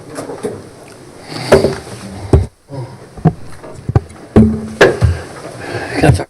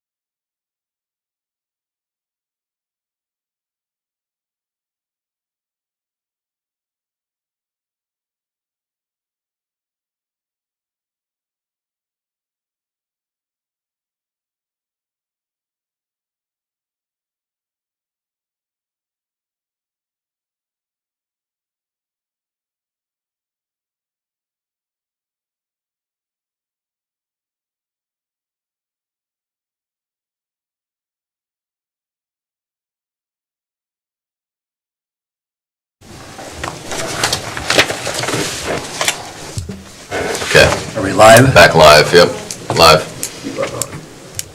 I just wanted to add, Nick, to maybe something you're saying too. I think, and we talked about this a little bit yesterday on the phone, but I think it would still be good to have, once we can tighten up the revenue, we expect our revenue, and look at the budgets that have been submitted to get a number, what our expenses are, so at least we know if we have any kind of a surplus or not. And as we start, listening to these presentations and talking about the assessor and et cetera, wanting to at least we have an idea if there's potential to do that kind of stuff as we go through this. But I don't know how we even entertain those things without knowing that we may have some extra funds. So I would ask if there's any way to do that. And it could even be an estimate. I know we have this sheet that we had before, of like the 10,250. So that, at least depicted there was maybe $1.2 million more than we had last year. That, we have to validate those numbers, but that'd be very helpful, I think, at least to me. Okay, the statement of cash flow is really Yeah, what we we're just coming got to in. figure, what cash we expect to come in, what are these budgets so far depicting as far as expenses, and see what that looks like globally, and then we have a number in our head. If we have 300,000 extra or 500,000, or we need 200 more, that's going to drive a lot of what we're going to think about. I think that's what was sent out in the email. Yes, in your emails. Okay, so what's the number then? Try to figure that out for me. We print those out? Yes. No, don't print them out. It's okay, we can. What's the gross revenue then, and what's the expenses? Do you have that in front of you, Rubia? So while she's doing that, I just want to address something as well. So, a lot of this, this rests particularly on me, and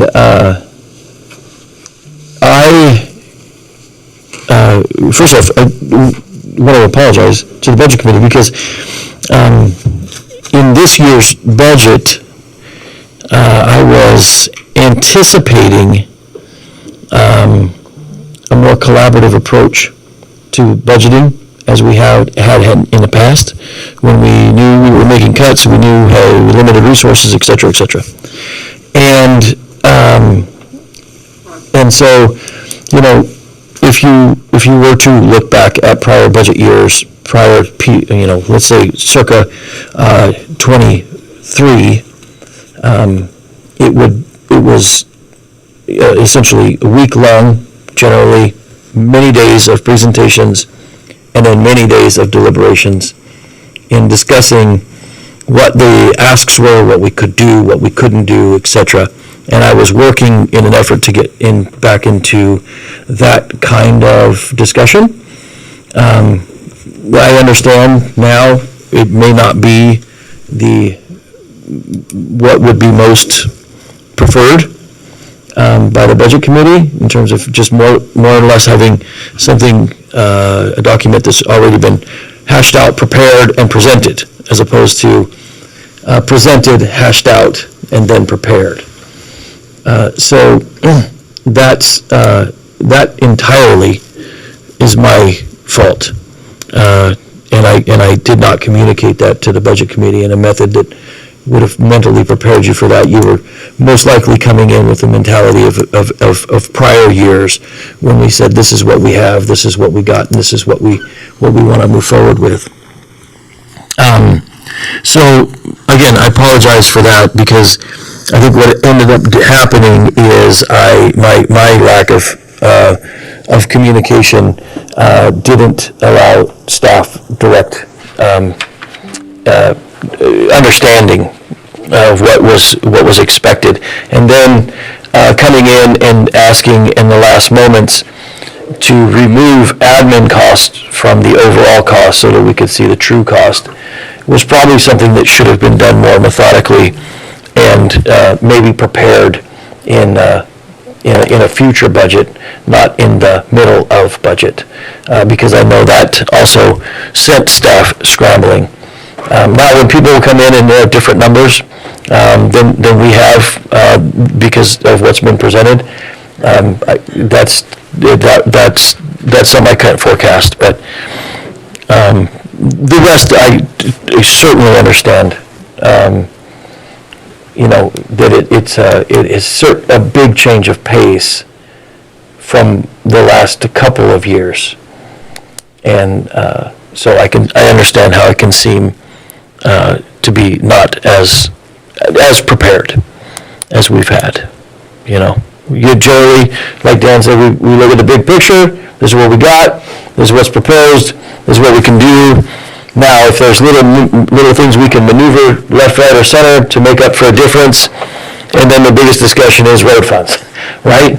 So I was attempting to go into a different methodology. And quite honestly, we probably weren't prepared to do that this year in its full capability. So I apologize to staff and to the budget committee for that. So, Rabia, what do you got?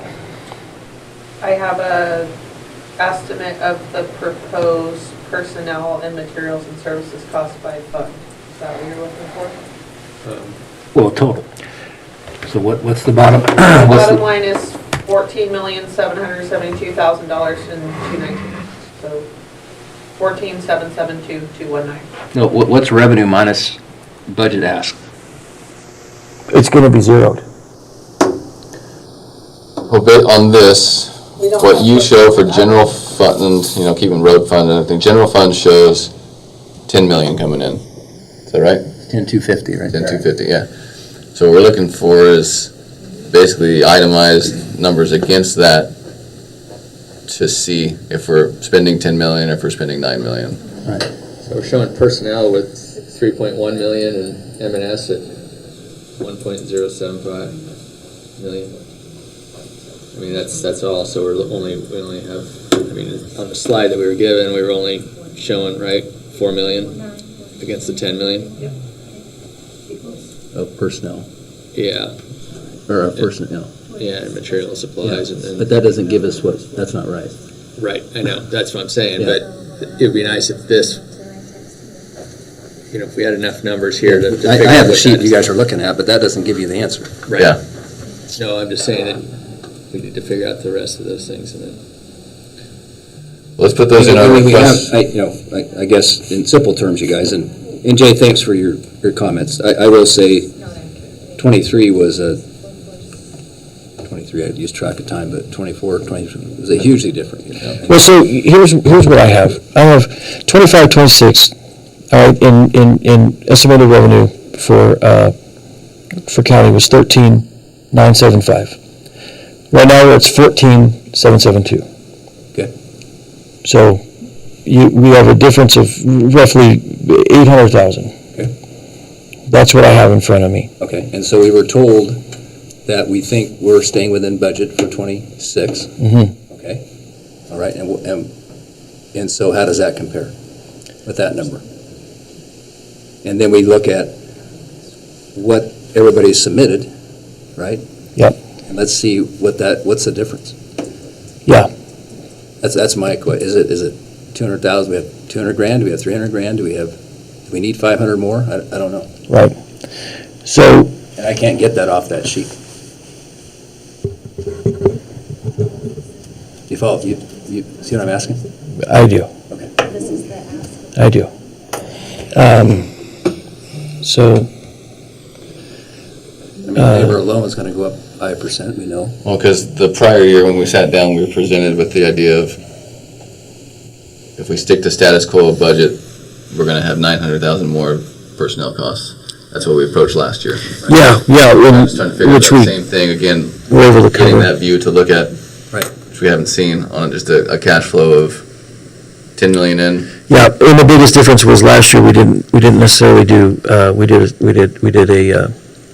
we didn't do budget worksheets, so we didn't go through the ask portion as we went through a prepared. Right, we just did hey, everything's going to be status quo. We're going to increase by whatever it was, 5%, 7.5%, and then how much do we have left? So this year is different because now we have these individuals who are coming in and they are preparing worksheets. with the intentions of asking for extras. And the thing is a lot of the extras we haven't calculated because we don't know what the sum total of those extras are. Which is why the point of the presentations is to listen, and then essentially how it would happen in the past is then we would have deliberations about what can we afford that's being asked and what can't we afford being asked, as opposed to have already made those decisions prior to the presentation, or not doing, or foregoing the presentation altogether. So there's a way we can do this in the future where we hammer a lot of this out pre-budget committee and then bring it at budget committee with less unknowns on the table. Well, I find it, as far as, that's where I would start is here is last year's budget, only adjusted for personnel increases due to union steps and that. And there's your basis if you don't want to change anything. We talked about, wanting to totally restructure chart of command and then change up how admin services are paid for. And right. And we still don't know money in, money out. I feel like we're still a little behind on. And then separately, asks, right? And then ask, follow up on that. But I think it gives us a better understanding as we go through them than, when we hear asks, we can kind of. That's why I've been documenting, because I didn't know what the asks were either. So I've been trying to document each department's ask outside of status quo. That's why I'm trying to recap each one, so that at the end I can be like, okay, well, this is how many asks we got. Now, if we have 800,000, which ones can we afford? There you go. That's what I was getting at, So, and maybe that's the wrong approach. Because I don't know what the presentations are either. Well, what was they asked in preparing their budgets? Was it status quo plus inflation, or was it status quo? There was no ask. It was, here's the sheets, look at revenue expenditures, give your best estimates. Mm-hmm. No, but I'm asking if they wanted 3 more staff, did they put them in? They should put them in. Okay. Whatever ask they want, put them in. So that was the problem. Okay. We didn't start with. You didn't. But then we just did, we all have to figure in the raise too. The COLAs, yeah. So that's Yeah. not in ours, so that's gonna be a whole nother. That's the unknown, right? Yeah, and I'll work with them to do that. So, the question is do you want to proceed? I think Phil's been waiting for us for a while. I feel like we should listen to IT. And then we can always get with Ruby and Nick with any requests from Budget Committee and get through today. Ready for all right? Yeah.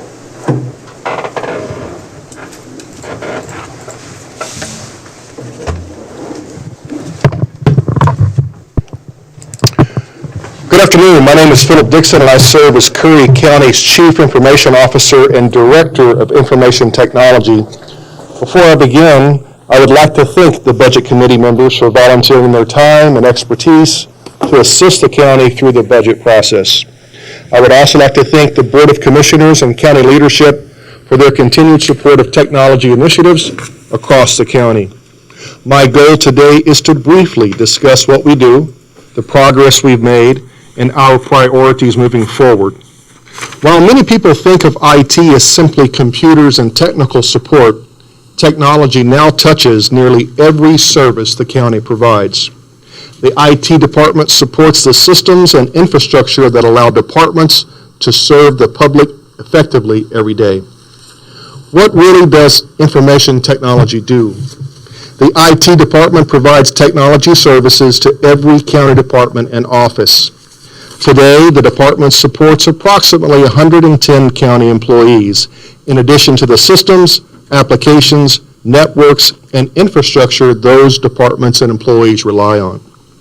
Our responsibilities include maintaining the county's computer networks, email systems, cybersecurity protections, servers, backups, public safety technology, elections-related technology, and the day-to-day support of county operations and employees. Much of our work occurs behind the scenes. When technology is working properly, most people never notice it. Our goal is to provide reliable and secure services that allow county employees to focus on servicing the public. Unlike many departments, technology incidents don't always occur during business hours. The IT department remains on call 24 hours a day, 7 days a week, 365 days a year, because county operations, public safety systems, communications, and critical infrastructure don't stop at 5 p.m. One thing that is often overlooked is that the IT department provides around-the-clock support for critical county systems. When a network outage, server issue, communications problem, or public safety technology issue occurs after hours, weekends, holidays, IT staff responds to those incidents to help maintain continuity of operations. I'd like to talk to you about the progress that we've made so far. Over the past several years, the department has focused heavily on improving reliability, cybersecurity, documentation, and long-term resilience. Following the ransomware incident, significant effort has been invested into strengthening security controls, improving recovery capabilities, and formalizing response procedures and reducing organizational risk. We have also continued modernizing systems where appropriate and improving relationships with regional, state, and industry partners that support county operations. Measurable successes. When I joined Curry County, the county qualified for approximately $50,000 of cybersecurity insurance coverage. Insurance carriers usually evaluate organizations on their cybersecurity practices before determining eligibility for coverage levels. As a result of improvements made by the county and the IT department, Curry County now qualifies for and carries more than $2 million in cybersecurity insurance. While insurance is not a replacement for good security practices, it serves as an independent indicator that outside organizations view the county's cybersecurity more positively than they have in previous years. Our current priorities. Our priorities today remain focused on reliability, security, and continuity of operations. Cybersecurity continues to be an ongoing challenge for every organization, including local government. We work continuously to reduce risk while also ensuring employees have the tools they need to perform their jobs. We also focus on business continuity, backup systems, disaster recovery, and maintaining critical infrastructure that supports daily county operations. Looking forward, technology continues to evolve rapidly, and county departments increasingly rely on digital services to conduct their business.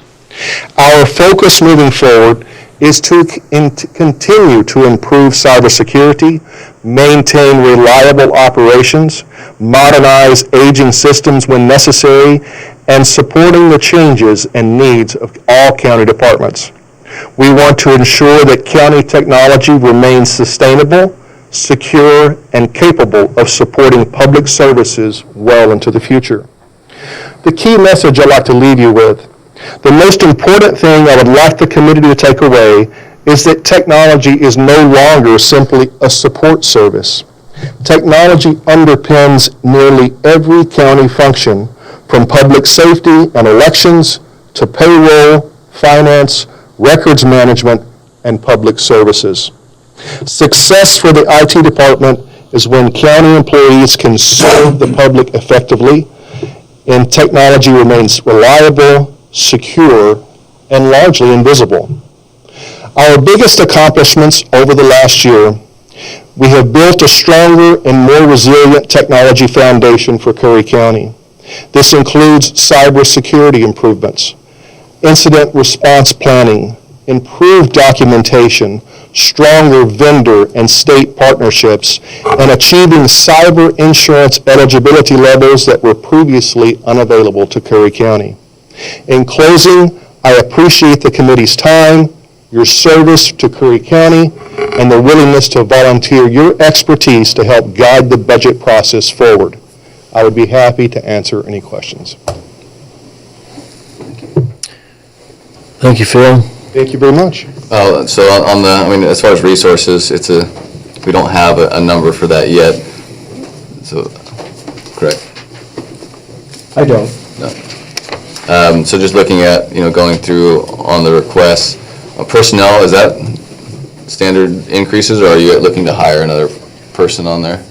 Just last Friday, we had one of our long-term county employees retired, so we are now down one person in the IT department.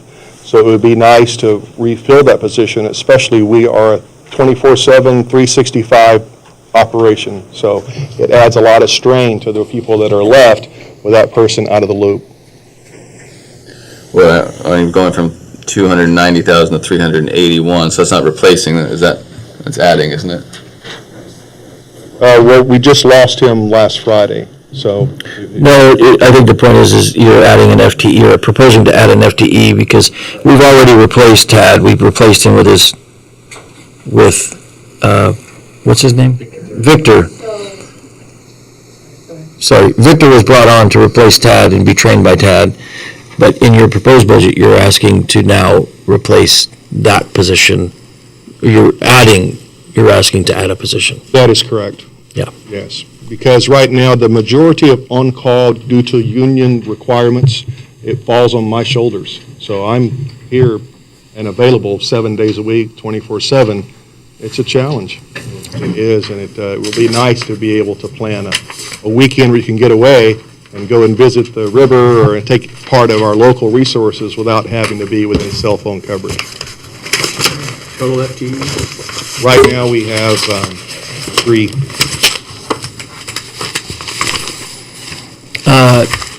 How many workstations? We have 107 to 10 staff. Some staff have more than one workstation. I would anticipate approximately 135 to 40 individual workstations. Okay, how many servers? 22 to 24, 2 more getting ready to come online. We're getting ready to run the elections servers that were lost during the cybersecurity attacks. That's going to be 2 additional servers we hope to bring on by year's end. How many independent systems that need their own firewalls?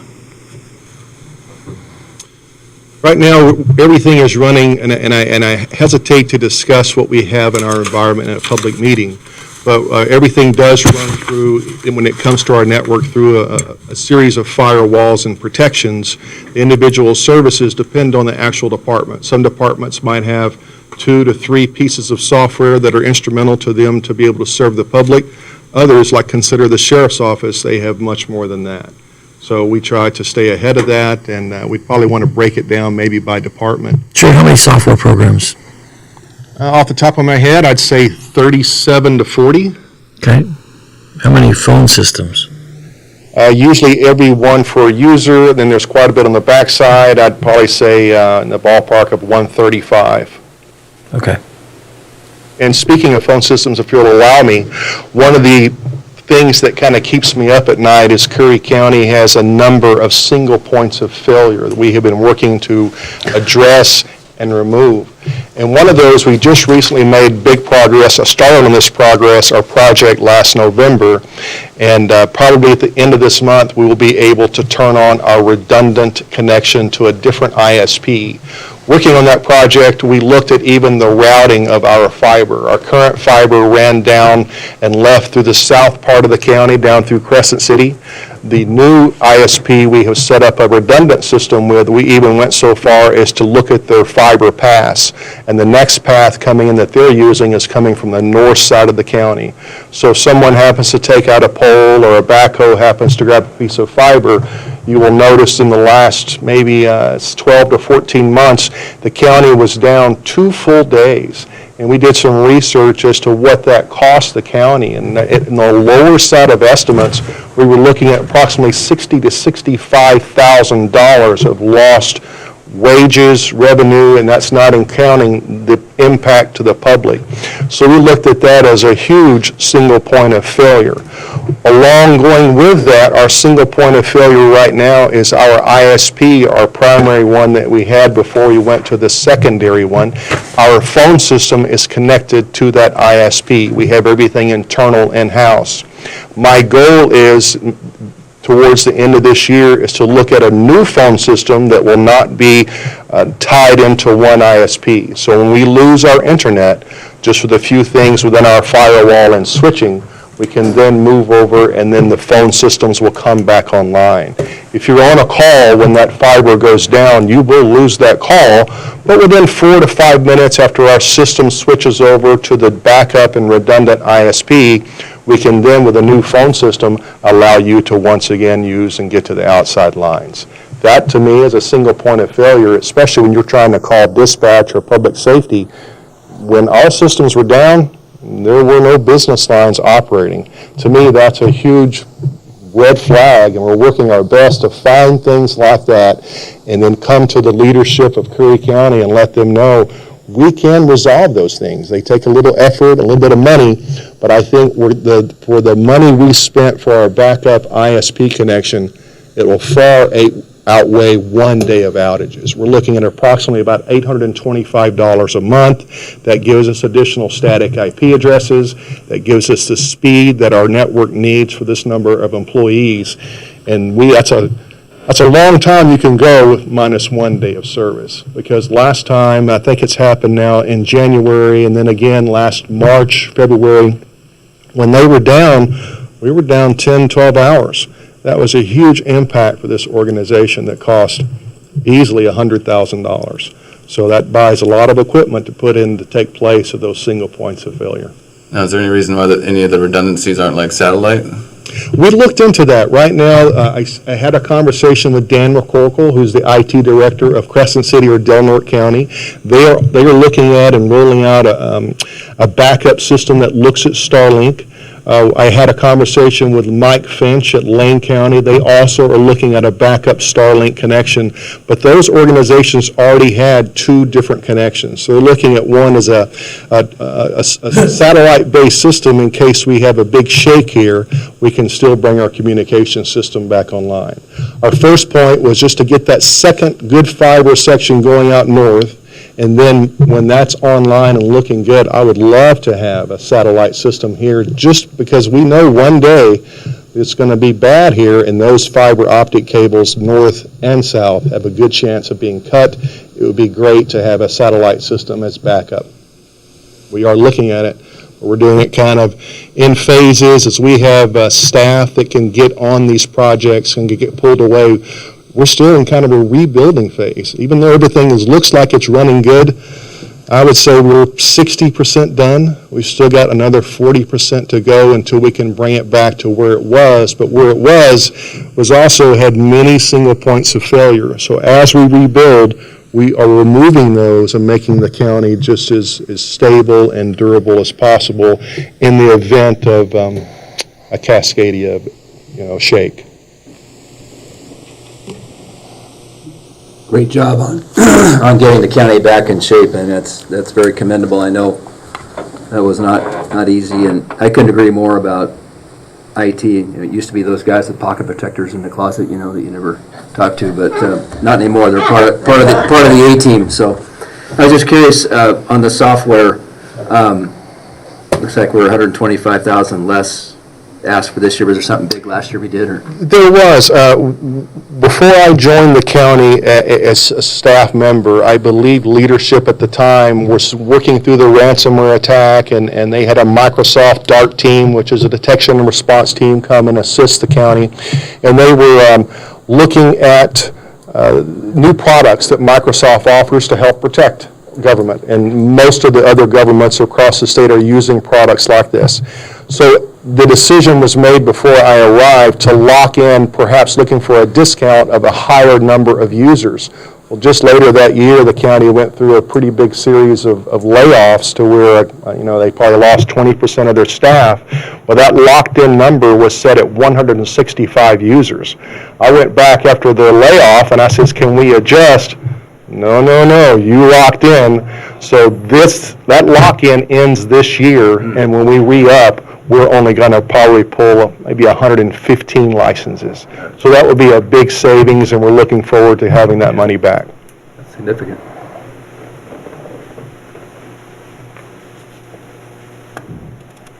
And the position that you're discussing is not in your proposal? It would be really nice, sir, to have a systems administrator. Is it in the numbers now or not? Yes. It is in here, okay. It is in here. And that would be the ask. And if you give me a second, the individuals that I have that have joined Curry County were new to IT until very recently. This is their first foray. So not only was I rebuilding the environment, you were training your staff on how they can best be used. But to have someone that already has experiences and has skills and knowledge and come in, it would be a win for Curry County.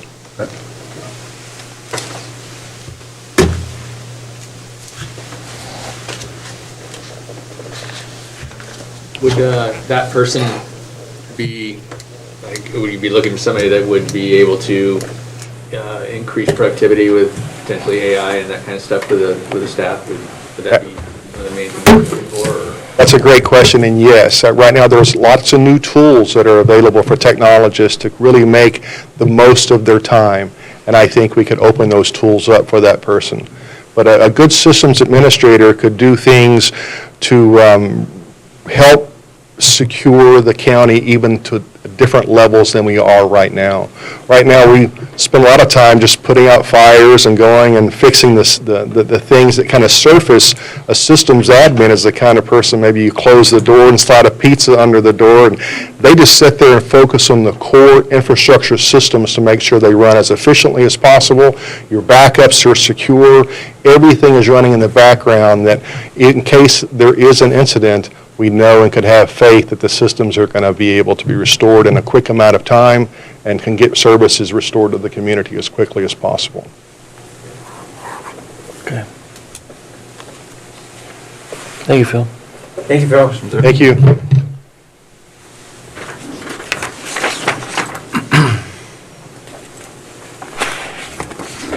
Scott, fine. For surveyor, is that right? Scott, fine. This is another thing we got updated last night. Yeah, your question is yes, it was.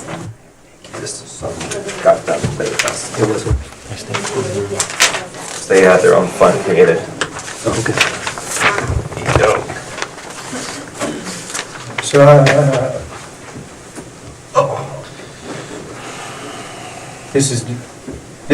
this is a replacement for what was This is set a out. whole new fund that was created, yeah. So it's a whole new thing that was Okay. created. We got it done yesterday. Thank you. Yep. Afternoon, Budget Committee. Scott Fine, Curry Mr. County. Fine. I'd say, before I get started, just like to give accolades to our county treasurer. I've been here 3 years, and between himself, Via Lee, Julie Swift, the amount of effort that I've seen these three folks put forth, especially towards the surveyor's office, just to get some things done that I had been asking for that are required by state law. It's not like a personal ask. And I just want to say thank you, Nick. I think you've done a heck of a job, and I hope this organization acknowledges it. So with that said, definitely the only thing that changed with that fund is basically the account numbers, 2-digit account numbers, but I would say it would probably be helpful to take a look at, both per se. The itemized revenue and expenditures are the same, but in what's in your packet that was presented online, I had a column of kind of explanations, / notes, just some simple, one-liners of just explaining, where the money's coming from, where it's going. So before I dive into that, I'll just say the surveyor's office is very small. On paper, we're like 1.2 FTE. That doesn't necessarily tell the whole story because a portion of my FTE is county roads, a portion of it is planning. There's some distinct statutory overlap between county roads and county surveyor responsibilities, and roads really needs somebody with expertise related to right-of-way matters. So that's kind of where that comes from, but that's not in the surveyor's office, budget per se, because that expenditure comes out of roads. Same thing with those planning expenditures. But surveyor office specific, we're pretty small. And I'll just give you the rundown from the top to the bottom. Fees, we're anticipating $40,000 in fees. That's for map and plat review and lot line adjustment review. So state law says before the private surveyor can enter something into the public record, the county surveyor has to do a long list of things. We've got over 300 pages of statute that relate to boundary law and land division. So that's what those fees are for. It was a couple years ago. I went through the fees. Nobody had done anything with county surveyor fees in probably 15 years. And I don't know, some of you have been around for quite a while, but county surveyor's office before me was a bare bones contractor. Did not work very well. Before that, it was Riley Smith. And I know Riley pretty well, knew him when he was here. Riley quit because of a lack of support. Prior to that, it was Brian Flavin, and Brian unfortunately passed away. But basically, there was probably I'd say like a good 10 plus year period of just kind of a void. And I will say it shows what was allowed to get filed, and it shows in how the records are. And so, that's making a real effort to, I would say, we've made some good headway to hold a professional standard, follow state law, because this is people's property. It's serious. So that's what the fees under surveyor go for. And then, we collect a little bit of money from, just map sales. People ask us to print things, not a substantial amount. Rural addressing, that was something that I will say was gifted upon us. There was nobody else to do it. I would say it's in pretty severe disarray, the way we keep addresses here. We're dealing with, mice-chewed paper records, and we're trying to remedy that. But basically, we collect some money for new addresses at some point. Would probably like to pursue some emergency services grants related to having a more modernized address system, because there really is a nexus there. So there's about $12,000 there, and so this is all anticipated revenue, right? We're hoping it's going to show up, but they're reasonably accurate modeled predictions. And one thing related to those predictions, I would say, and this is a credit to you, Nick, is until this past year, I would say it was a real struggle to find a clear lineage between dollars taken in and what was timely and accurately posted in the financial system. And I would say our current treasurer has done an outstanding job, and I want to thank him for that. We're to the level in the surveyor's office. We have a turnover sheet for every dollar that's come in, and we keep track of it. And that's even the revenue that comes through the clerk's office, who we're very grateful for because they collect fees on recorded documents for us. That leads into the surveyor services fee. That's dedicated revenue of estimated at $75,000. The estimate is based on how many recordings we get, what type of recording we get. But that's related to the unfunded mandates of ORS 209 related to survey records and indexing. Do I think we'll need to keep that fee at the current dollar amount that it is forever?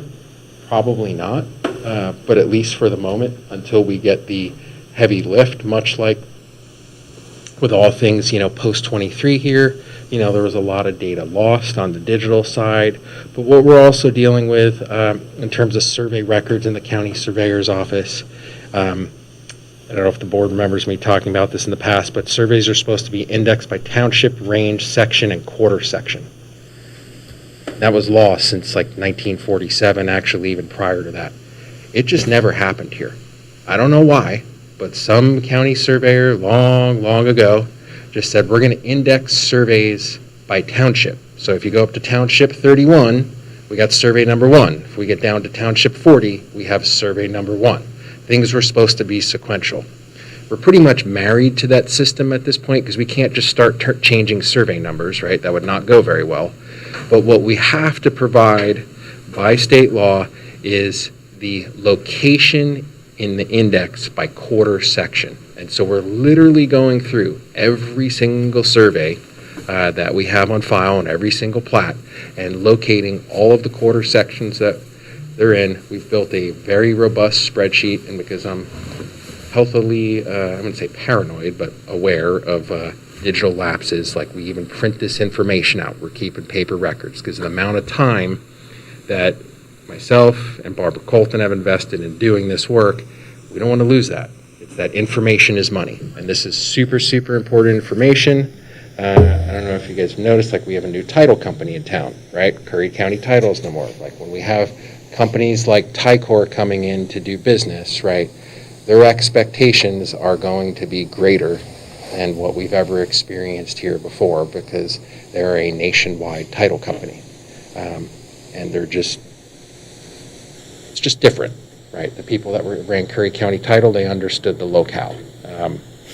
And so really making an effort there.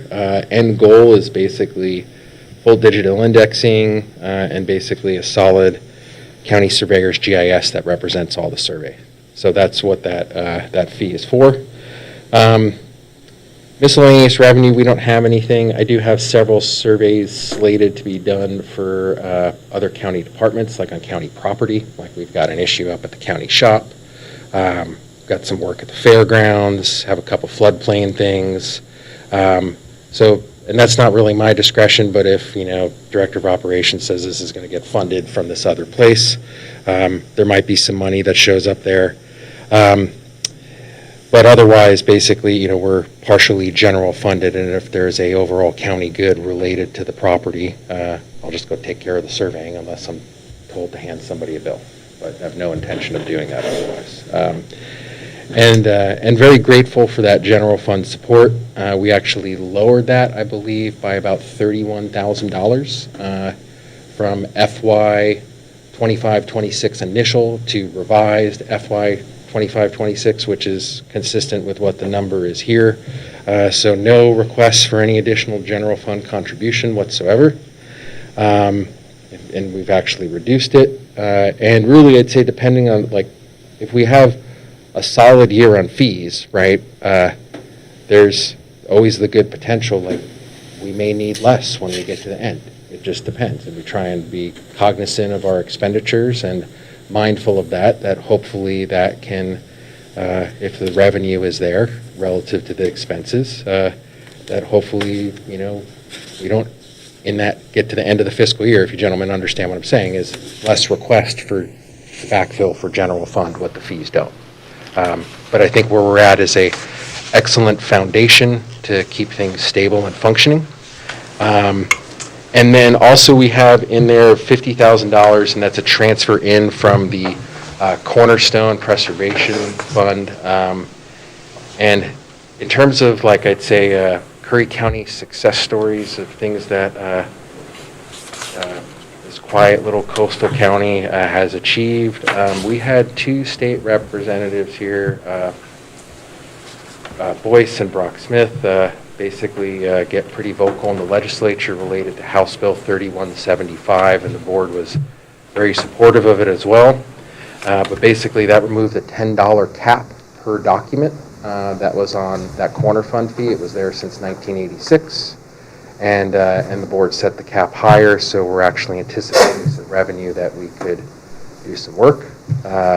Some of that work will be done by myself. Some of it may utilize a local surveyor, Rich Roberts. I joked with Rich before he retires, and some of the data goes with him. But certain corners in this county, like section corners, the corner itself is lost, but he is the mathematical position, right? And he's the only guy that could put it back. And so really want to spend some time work with Rich and use some of those funds before that information goes away. Because if I tried to put it back, it's going to cost a lot more because I have to go through a more robust survey procedure. And then we have other corners as well, but trying to get that into a more active program. So thank you for the support with increasing that fee. And one thing I do want to say on the Cornerstone Fund, and I know this is, it's just been a nagging thing, but it'd be sure nice to get a fund balance posted. Been asking for 3 years, and this isn't anything to do with our treasurer or our finance team. I know this goes back to past incompleted audits, right? But it will be wonderful because I have had a real hesitancy to expense those funds without knowing that answer, right? Because if we have a,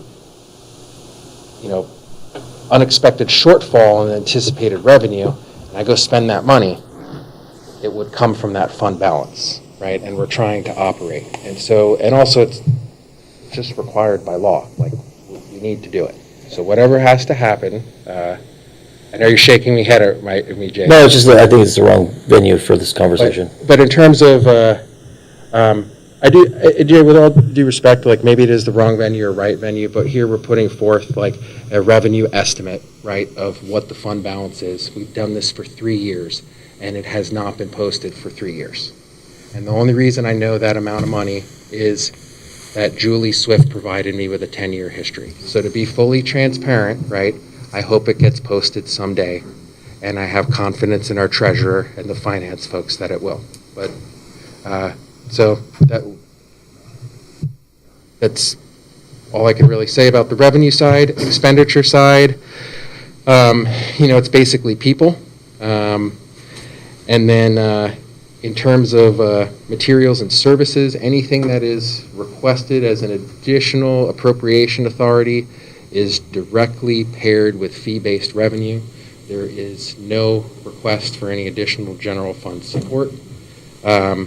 And, I've itemized what those things are in terms of, how bare bones we run things. We don't have a vehicle. Utilize my personal vehicle, right? There's some mileage in there. We don't own any survey equipment. We rent survey equipment, and we have some software. But the big things that we're really trying to accomplish this year in terms of expenditures are some specialized archiving equipment, and then big changes, just some contracting expenditure related to those corners, and then also have a gentleman that is a semi-retired surveyor that is going to assist with looking through some of those survey records, because we've gotten it down to the ones that are we could get done quickly. But we still have roughly about 6,000 survey records that, in this county we've got these huge timber surveys, right, that might span 4 square miles, and they're just very complex. So I haven't had the time to do it, and it's a little bit much for our office assistant to do, so some of that money is to have an individual help with that final indexing, push it over the hump, and then the rest is on the corner side. But with all that said, basically grateful for the general fund support that we have. Any expenditures are directly tied to fees. And then I know it's kind of like floating target in terms of IGS or admin services or whatever we're going to call it. I got no complaints about it, right? It's worked fine. We got a building. We need something from IT. We need something from payroll. Works great. Just tell us a number. We'll work off the number. However the methodology is, not my business. I hope the number goes down, right? But I'm okay with it either way. My only request is, as you guys suss that out, because I know there's been some discussion of the nexus between that and I totally respect what Commissioner Trost said about, true cost transparency, right, and backing that out so people can see what each thing is costing.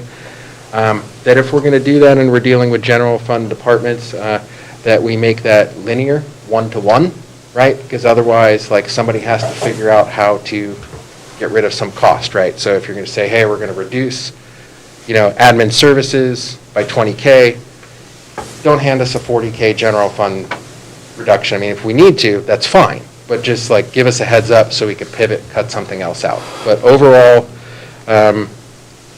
things are going well, no complaints, and other than I hope we can get that fund balance posted someday.